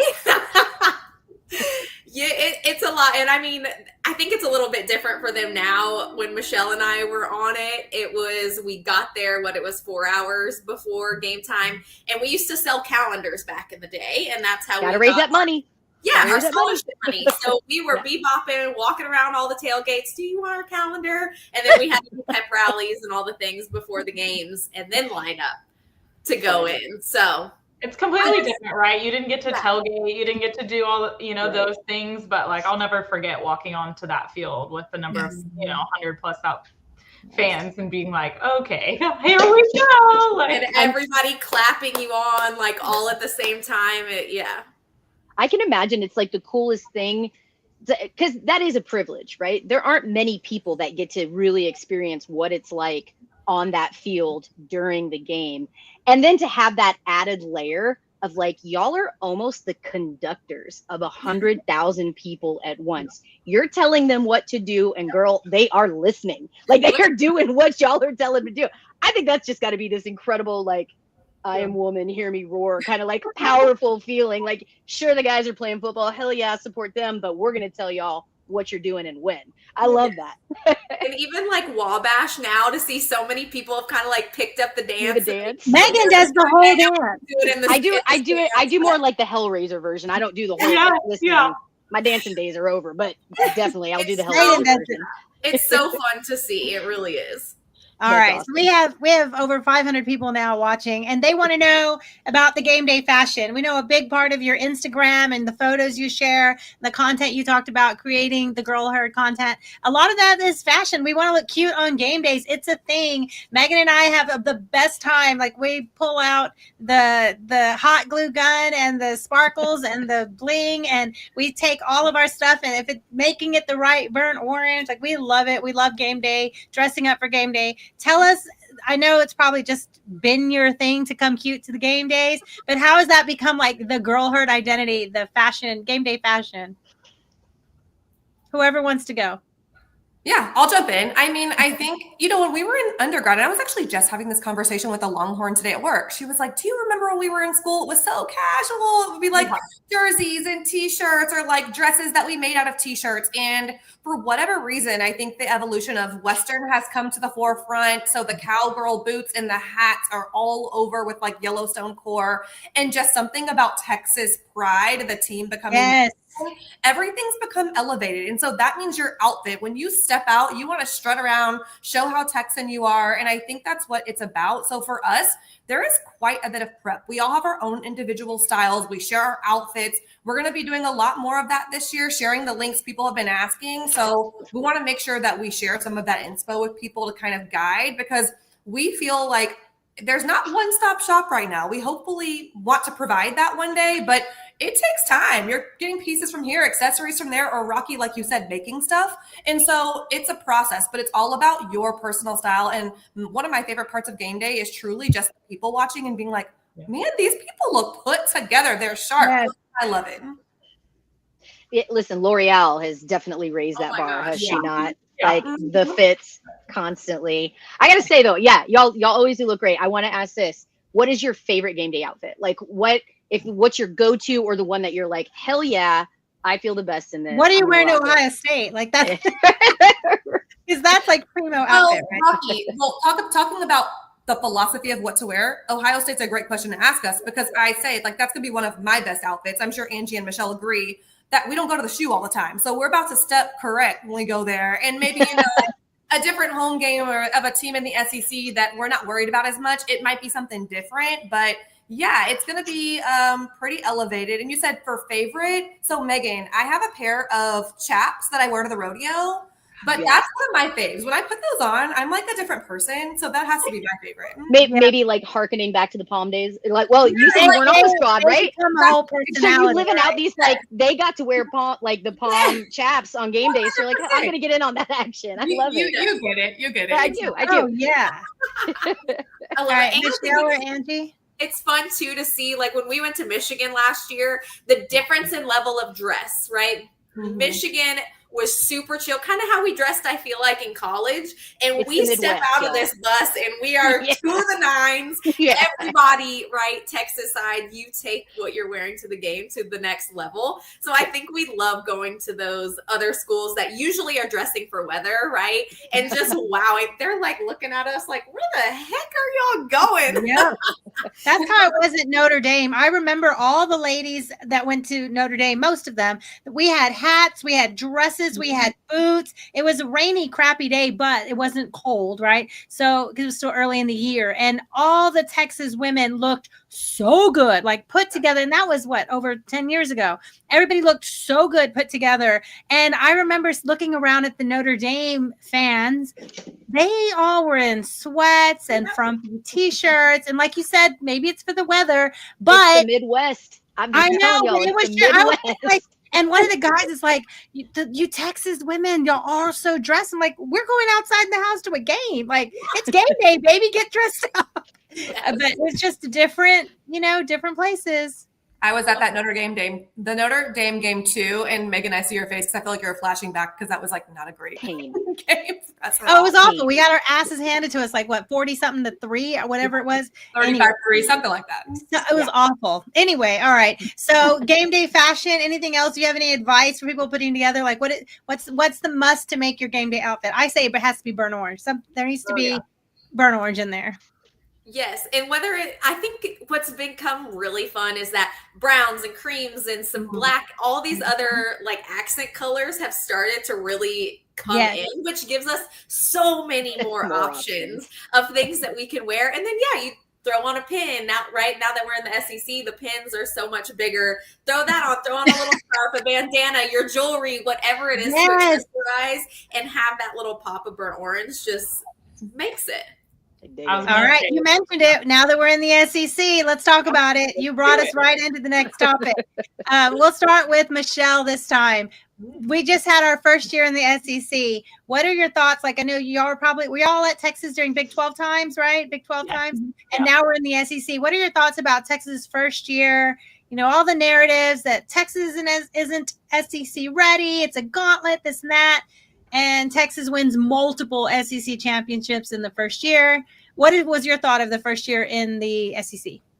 So we've talked about this a little bit, and I'll be the first one to say, like, when it got announced, I was like, ugh, like, why are we in the, I mean, I get it, money, okay. And then now I'm the one that's like, feels really good to be in the lifeboat. I'll hang out in the lifeboat. No problem. So no, I mean, it's been great. I'm really proud of us and how we've stood our ground in there. I mean, all of these people wanted to say, and now that, you know, SEC is all washed down, it's not that great, blah, blah, blah. Look at these teams. It's not a joke, you know, any given Saturday, if anyone's watching that. But yeah, I mean, I'm proud of us. Love it. I'm happy to be here now. All right. Angie, Devin? Yeah. Go, Devin. Go. No, I mean, I think it's good. I think the thing that's not good is this year we're looking at the slate of games, and I think we sort of alluded to it, just our home game versus our away games this year. So we're discussing as the girl herd what we want to do. Of course, we have Georgia circled, we have Florida circled, but getting to those locations in the SEC overall, and also the title game being in Atlanta, there's just aspects like that are harder. That I feel like it makes me sad because I hosted a tailgate at my house in 2023 versus U of H.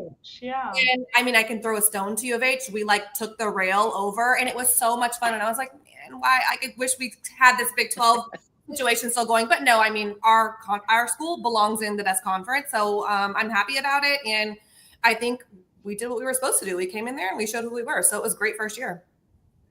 Yeah, I absolutely love that we get to shut people up. I worked in athletics at LSU for a couple of years, and everybody, oh, Texas isn't good enough because we were still in the Big 12. Y'all think that you're good. You're not in the SEC. You don't know. And I'm like, oh, we don't know. Did you see what we did? We came in and we were ready, which thank goodness that we are over that hump. But I love being in the SEC. We've talked about too with what Devin mentioned and the difficulty of getting around. I'm like, we need an RV. Somebody needs to sponsor us an RV, and we can just go travel around to all these little college towns that you can't fly into unless you have a private plane, and take over all these other game days and see all these other campuses, which I think is so cool, and their game day environments, which are electric as well. And it's just a whole new experience that we get to have as Texas fans.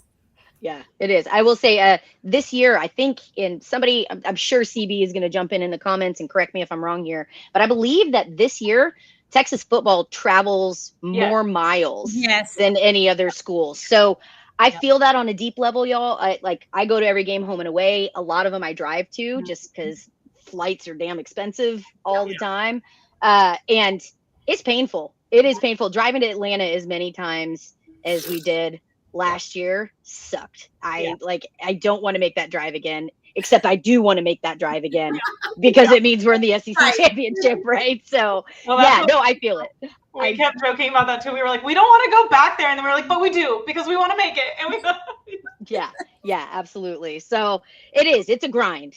Getting to those games that are farther away, it's a grind for sure. But I think it's going to be fun. Rocky, let me ask you the same question. Give me your recap. First year in the SEC. And I was talking to someone on Twitter about this. Nothing moves further than SEC narratives and SEC goalposts, because the narrative was nothing but, oh, it's a gauntlet. We beat each other up.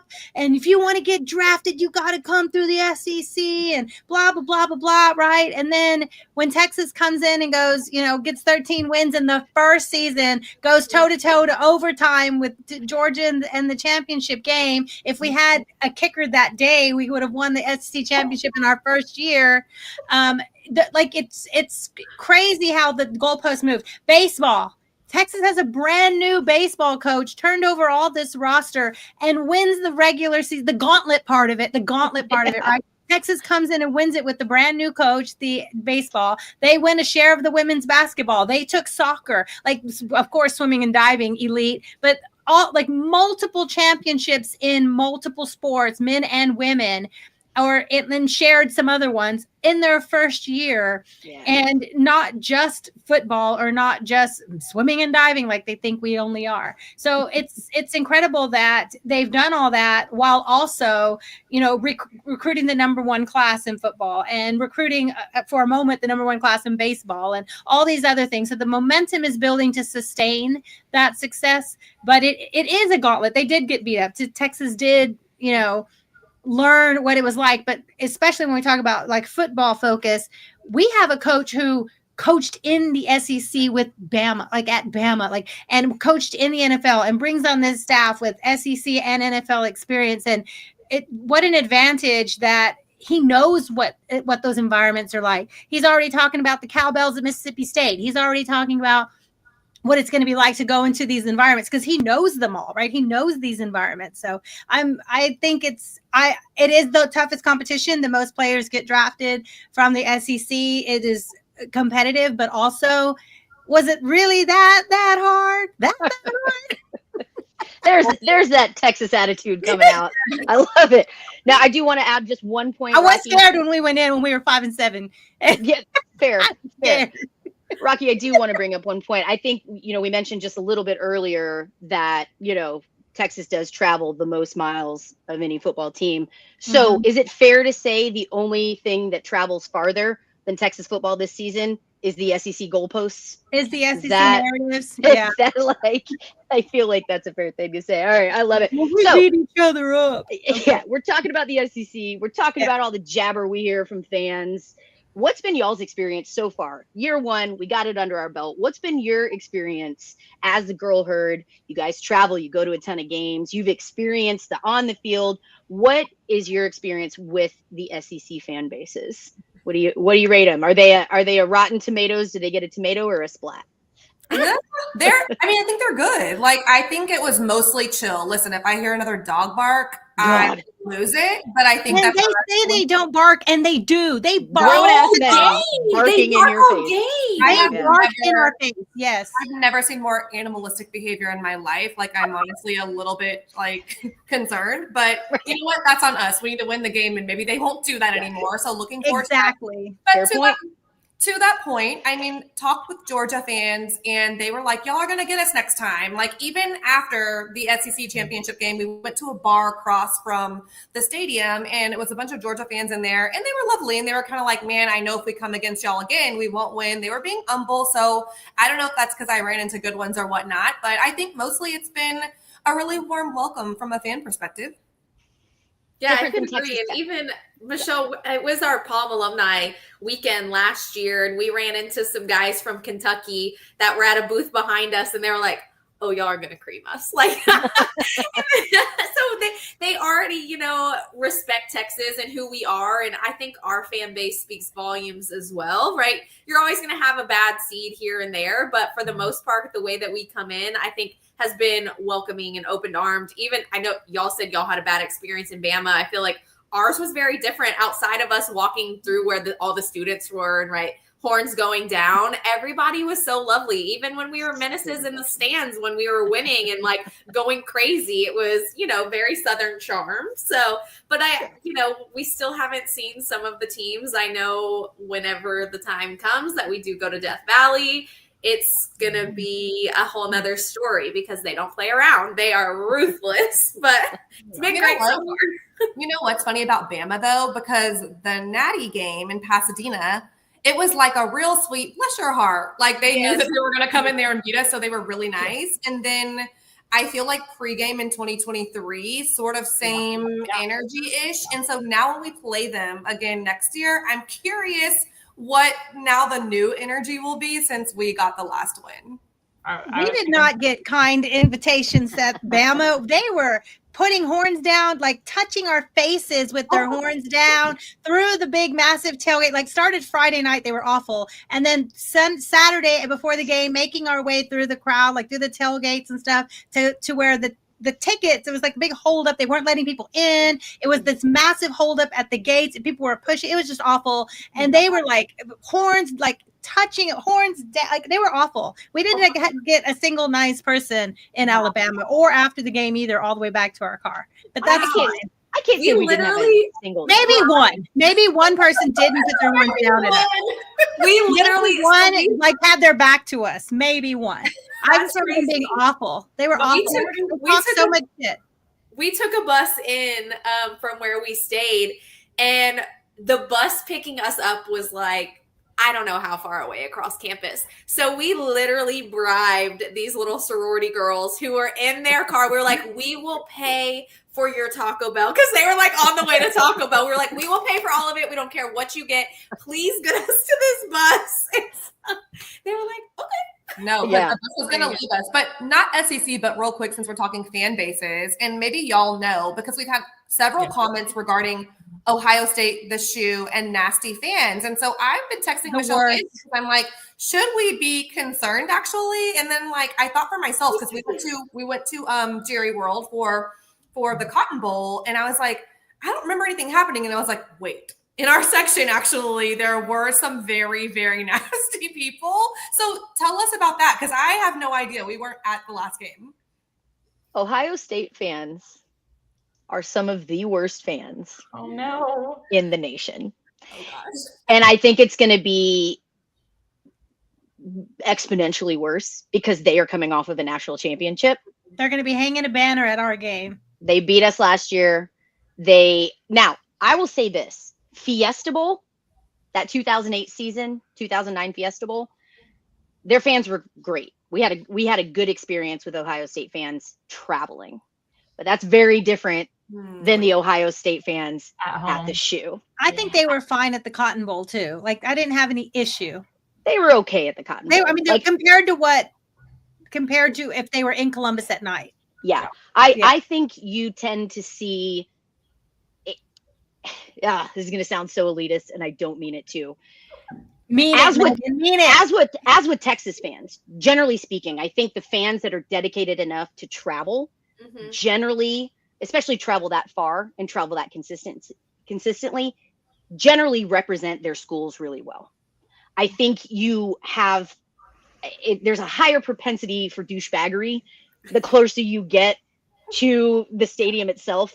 Right, because you don't have that barrier of traveling. You don't have to have that extra, not just expense, but effort and time. And you're not actually physically getting out and experiencing other people as much. You're kind of in your own little bubble, right? So I didn't have a terrible experience at the Cotton Bowl. I think overall there was a lot of mutual respect, but that is very different than experiences I've had like with Ohio State fans in Ohio. So I would just say, and maybe I would love to be wrong, but I don't know if y'all remember this, but after the 2005 game, the president of Ohio State actually had to issue a public apology letter for how the fans treated Texas fans. I mean, it was the president of the university publicly scolding his own fans, saying we don't ever want to represent our school like that.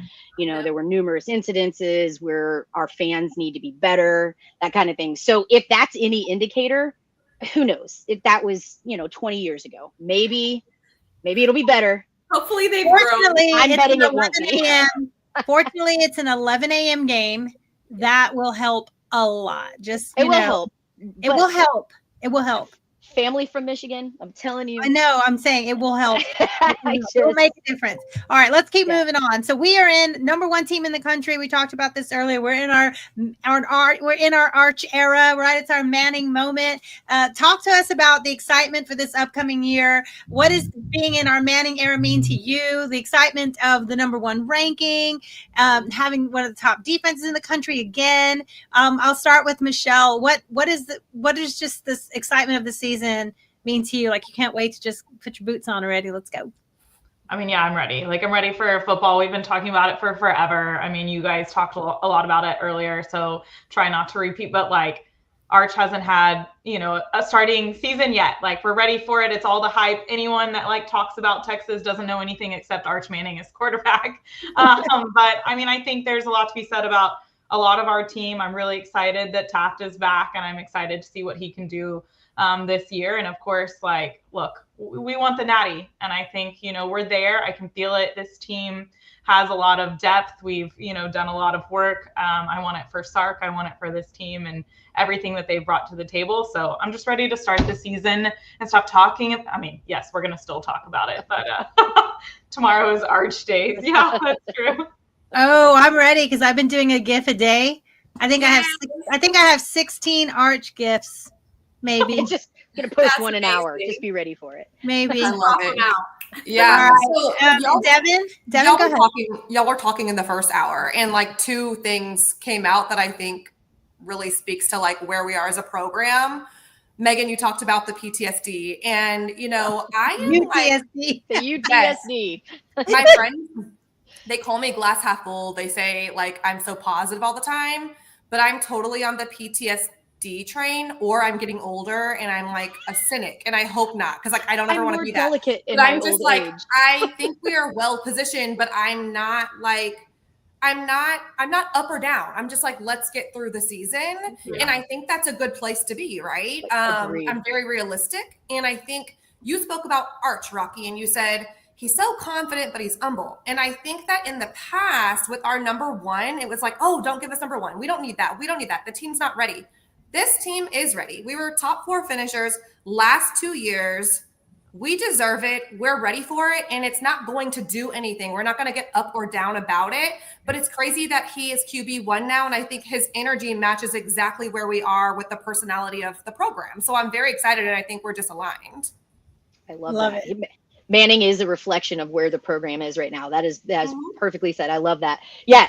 And listen, I'm very proud of you for your healthy mental takes on this. Like, look at you being all mentally well and whatnot before the football season. That's good on you. I don't know that I'm there yet, but good on you. I'm impressed. I'm impressed with that. Very zen. The crystals are crystalling. Yeah, right. Angie, what about your excitement for this Staged upcoming everything. season? Your thoughts on being number one in the nation? I am excited about number one. I am. I think that I love all the things that are coming out. Everybody's saying like, oh gosh, a Manning with some swagger. Like nobody's going to know how to handle that, which I agree with. I think that he brings this certain swag and like essence to the team that we haven't seen in a while and that we've kind of needed from QB1. So I'm excited to see how they react to it. But you guys also mentioned too the depth that we have. And I think that's something that I am super excited about. And back in the day, right, I feel like our second strings, third strings, whatever, didn't really get as much exposure as what Sark lets them get. And that just sets us up in even better of a position for if there's injury, if there's something else that happens to where we need them, and then they're not coming into a game deer in the headlights, they don't know what to do. So that's something I'm really excited about. Our defense, I think some of my biggest moments in games and when I get excited are when defense has big plays, pick sixes, sacking the quarterback, whatever it is. So I'm really, really freaking pumped about this defense that we have this year. Yeah. And one thing we didn't say is we were in college when we were the type of program that we are right now. So nostalgia is really in as a concept, and it feels so nostalgic. So we're riding the wave. It's giving nostalgia. Full circle. Yes. All right. So let's kind of look ahead again at this season. Megan and I are going to give our predictions and things next week in our prediction episode. But while you ladies are here, let's kind of talk about what are your expectations for this season? Are you predicting, do you have a record prediction or a championship prediction? We'll start with Devin this time. What do you have this season? Have you looked at the schedule and made your prediction for win-loss record? And how far do you see this team going? Win-loss, I'm still looking at that. I did before the Lagway news came out. That was one big question mark for me, just because, I think it's going to be at a tough point in the season for us. I think the team will start to be a little bit beat up, and still it's a road game at a tougher stadium than what we saw sort of last year. So I don't know, I'm sort of question mark on that one. I think we get over the hump with Georgia. Kirby Smart's kind of been cracking me up because I feel like he's sort of setting it up for his team to like not be as good and sort of He making always this acts like they're the no one can tortured victim. manufacture. Yeah, no one can manufacture being a victim like Kirby freaking Smart. Yeah, man. no. That is Damsel in distress. the drama. Like, I hope the man has a fainting couch in his office. I They really could be do. ranked number 1, favored by 70 in every game, and he will say they're the victim. Yeah. An Academy Award for the drama. 100%. 100%. So I think, honestly, I'm not sure wins and losses, but I don't care as long as we get to the Natty. Like, we have to get past the Final Four, and I think we win the SEC this year. Oh, okay. I like it. Do Say you it have with a your prediction chest on who too. the I opponent- like it. Do you have a prediction on who the opponent will be in the championship game? Ooh, that's a good one. Honestly, I really don't. I really couldn't tell you right now, Rocky. All right. Michelle? Yeah, this is y'all. I told you I'm not good at decisions and doing these kind of predictions. I want to like it was like, what's your one game that you want? All of them? Like, I love. Yeah, I love what kind of seasons we have now, and that we can lose a couple games and still make it there. Ultimately, I'm with like, I want to make it to the Natty. I want to get out of this semis. Talk about PTSD. Like, let's go. We've been so close. It's not even funny. Like, I'm just over that feeling and want to get there. But there's not like, if you talk about the top games that we have and who I would want to win more, all of them. Like, I don't want to hear crap from any teams, but honestly, we're going to hear it anyways. So we'll see what happens. We'll hear it no matter what. Yeah. And Angie, do you have a record prediction?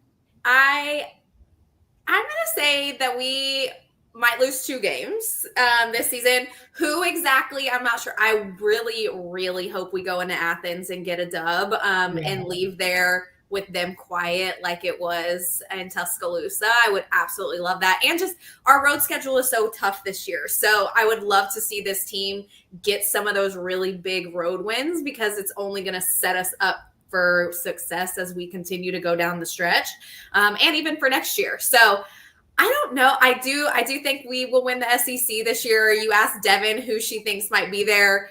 I don't know if this is a great prediction, but we've all been watching Any Given Saturday, and I think we have this love for South Carolina. And I was just going to say Lenoris Sellers in South Carolina. Sneaky good pick.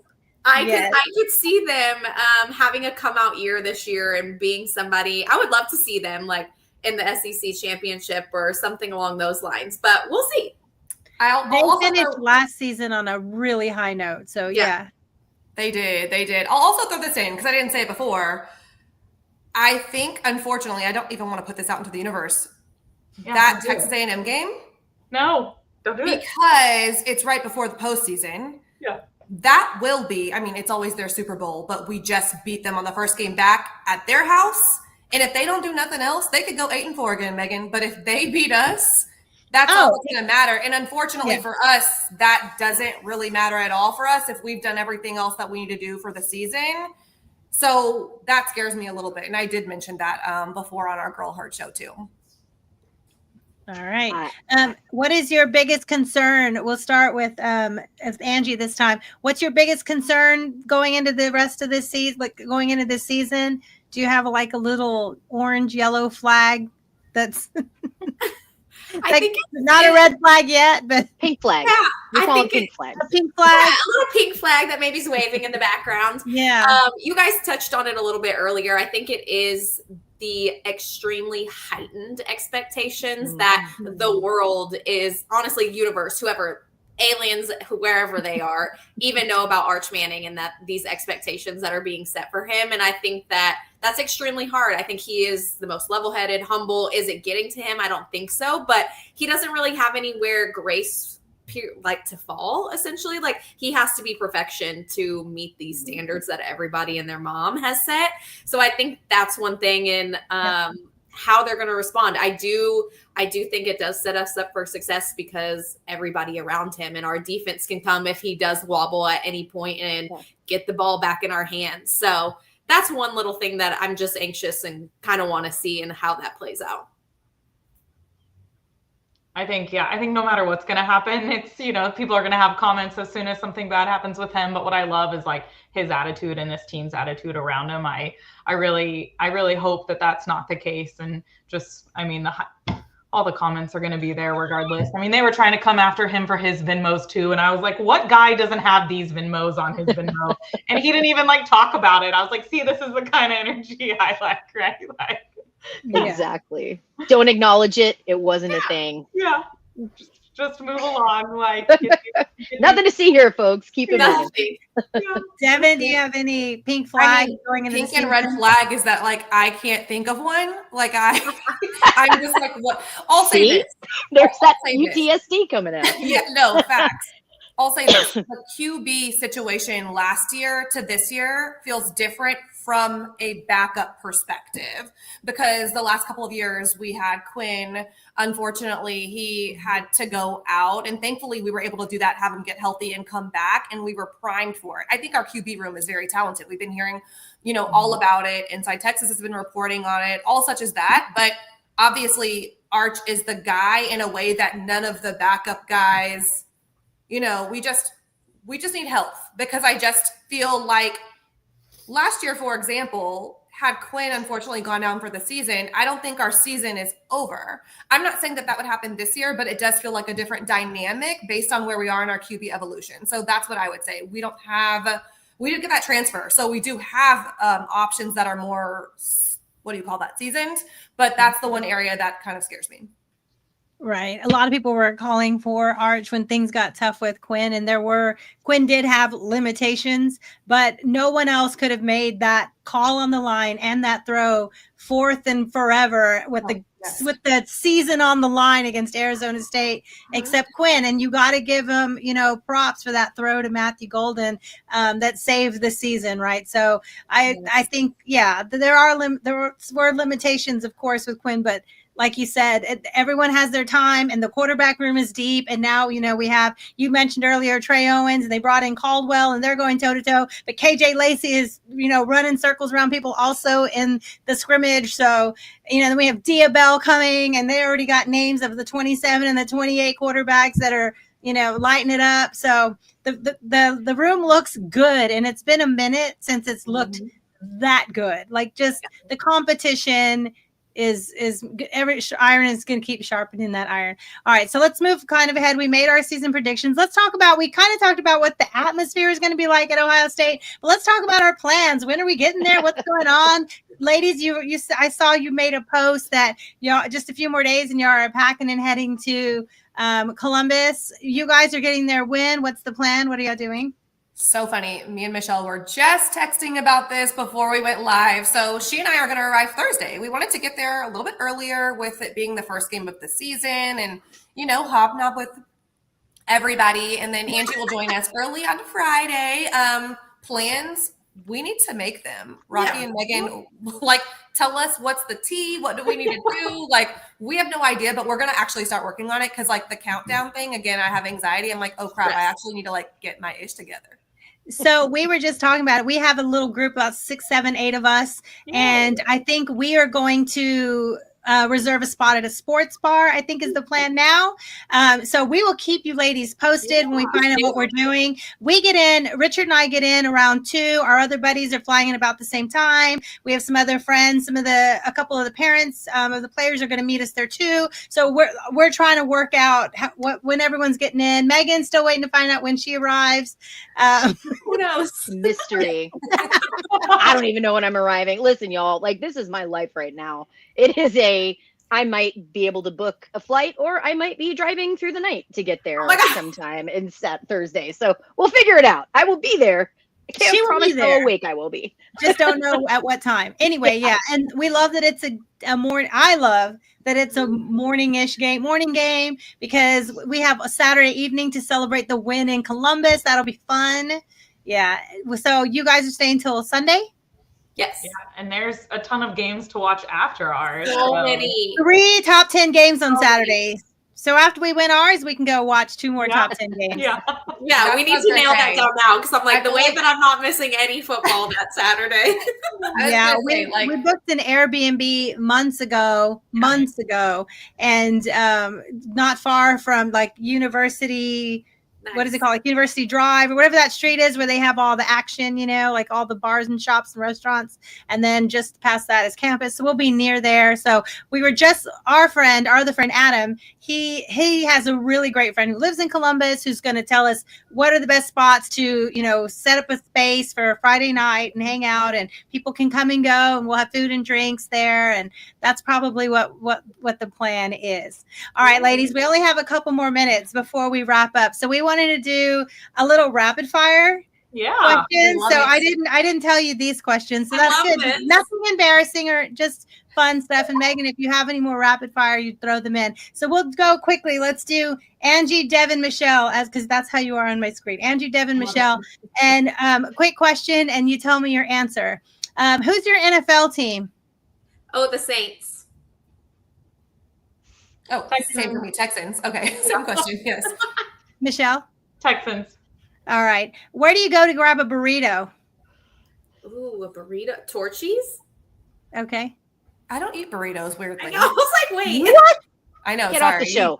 Get off the show. All right, What let are you me doing remove here? you from the screen. Who doesn't eat burritos? In a bowl, Chipotle, okay? Oh, yeah, for Thank sure. you, Chipotle, or a bowl, or a burrito bowl. Chipotle. I love Chipotle. It's my life. All right. What is your go-to ice cream flavor?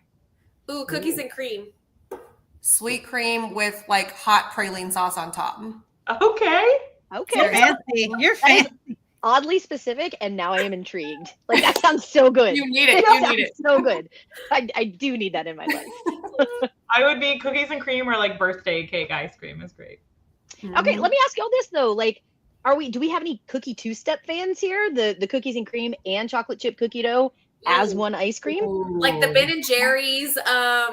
Yeah, the What is Bluebell that? cookie two-step. HEB actually has a Oh, I've really seen good that. version I of it. never tried it though. HEB, let's be honest. Yeah. It's elite. It's elite. I gotta Elite. say, it's HEB I just solid. saw today, Creamy Creations, HEB Creamy Creations has a mango with chamoy.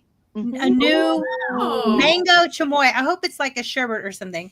All right, next question. When you're at the tailgate and a drink's in your hand, what's that drink? Vodka water. Oh Calories. my gosh. Calories. Honestly, I I gotta hydrate. I go back and forth between straight tequila and then a beer so I can hydrate. And we just like keep I love y'all. Like, with y'all are my beer? people.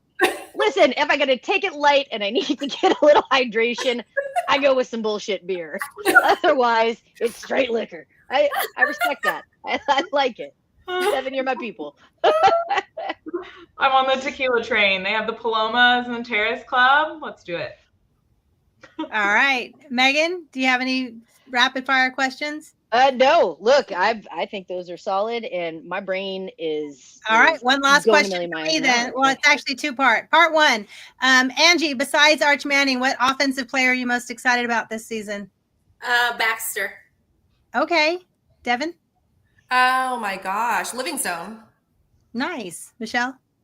Wingo. Yes. Yeah. Oh, I can't believe you said Texas.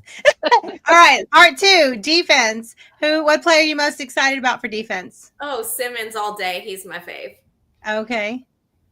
Grayson Littleton. Nice. The freshman. Michelle? Taft.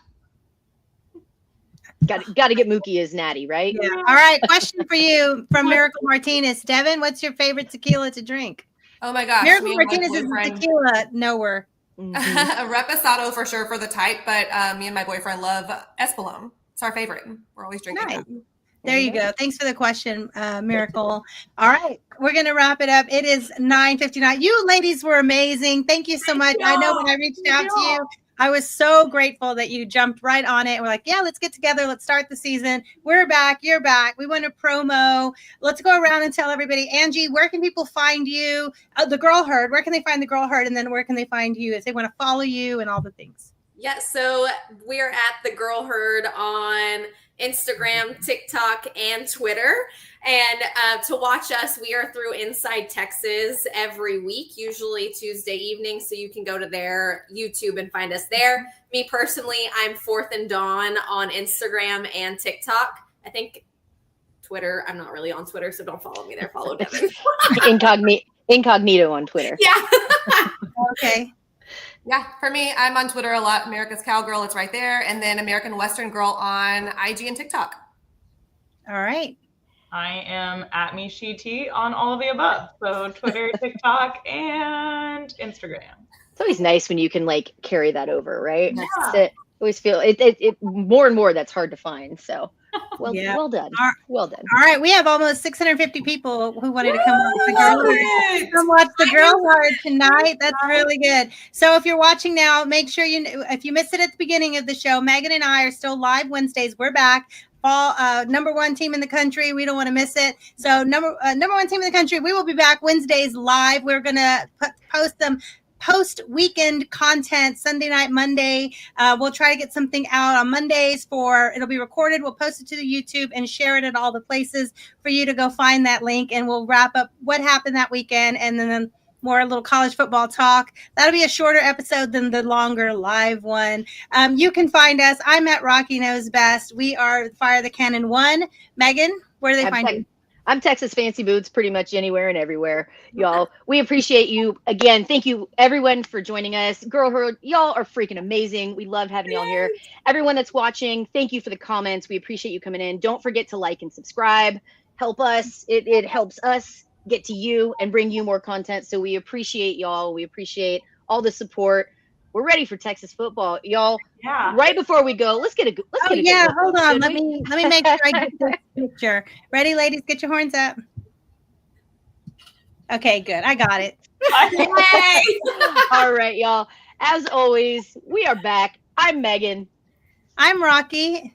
And we go ahead, Angie. We're the Girl Herd. Yeah. The Girl Herd. Thanks so much for having us. This is awesome. You. Amazing.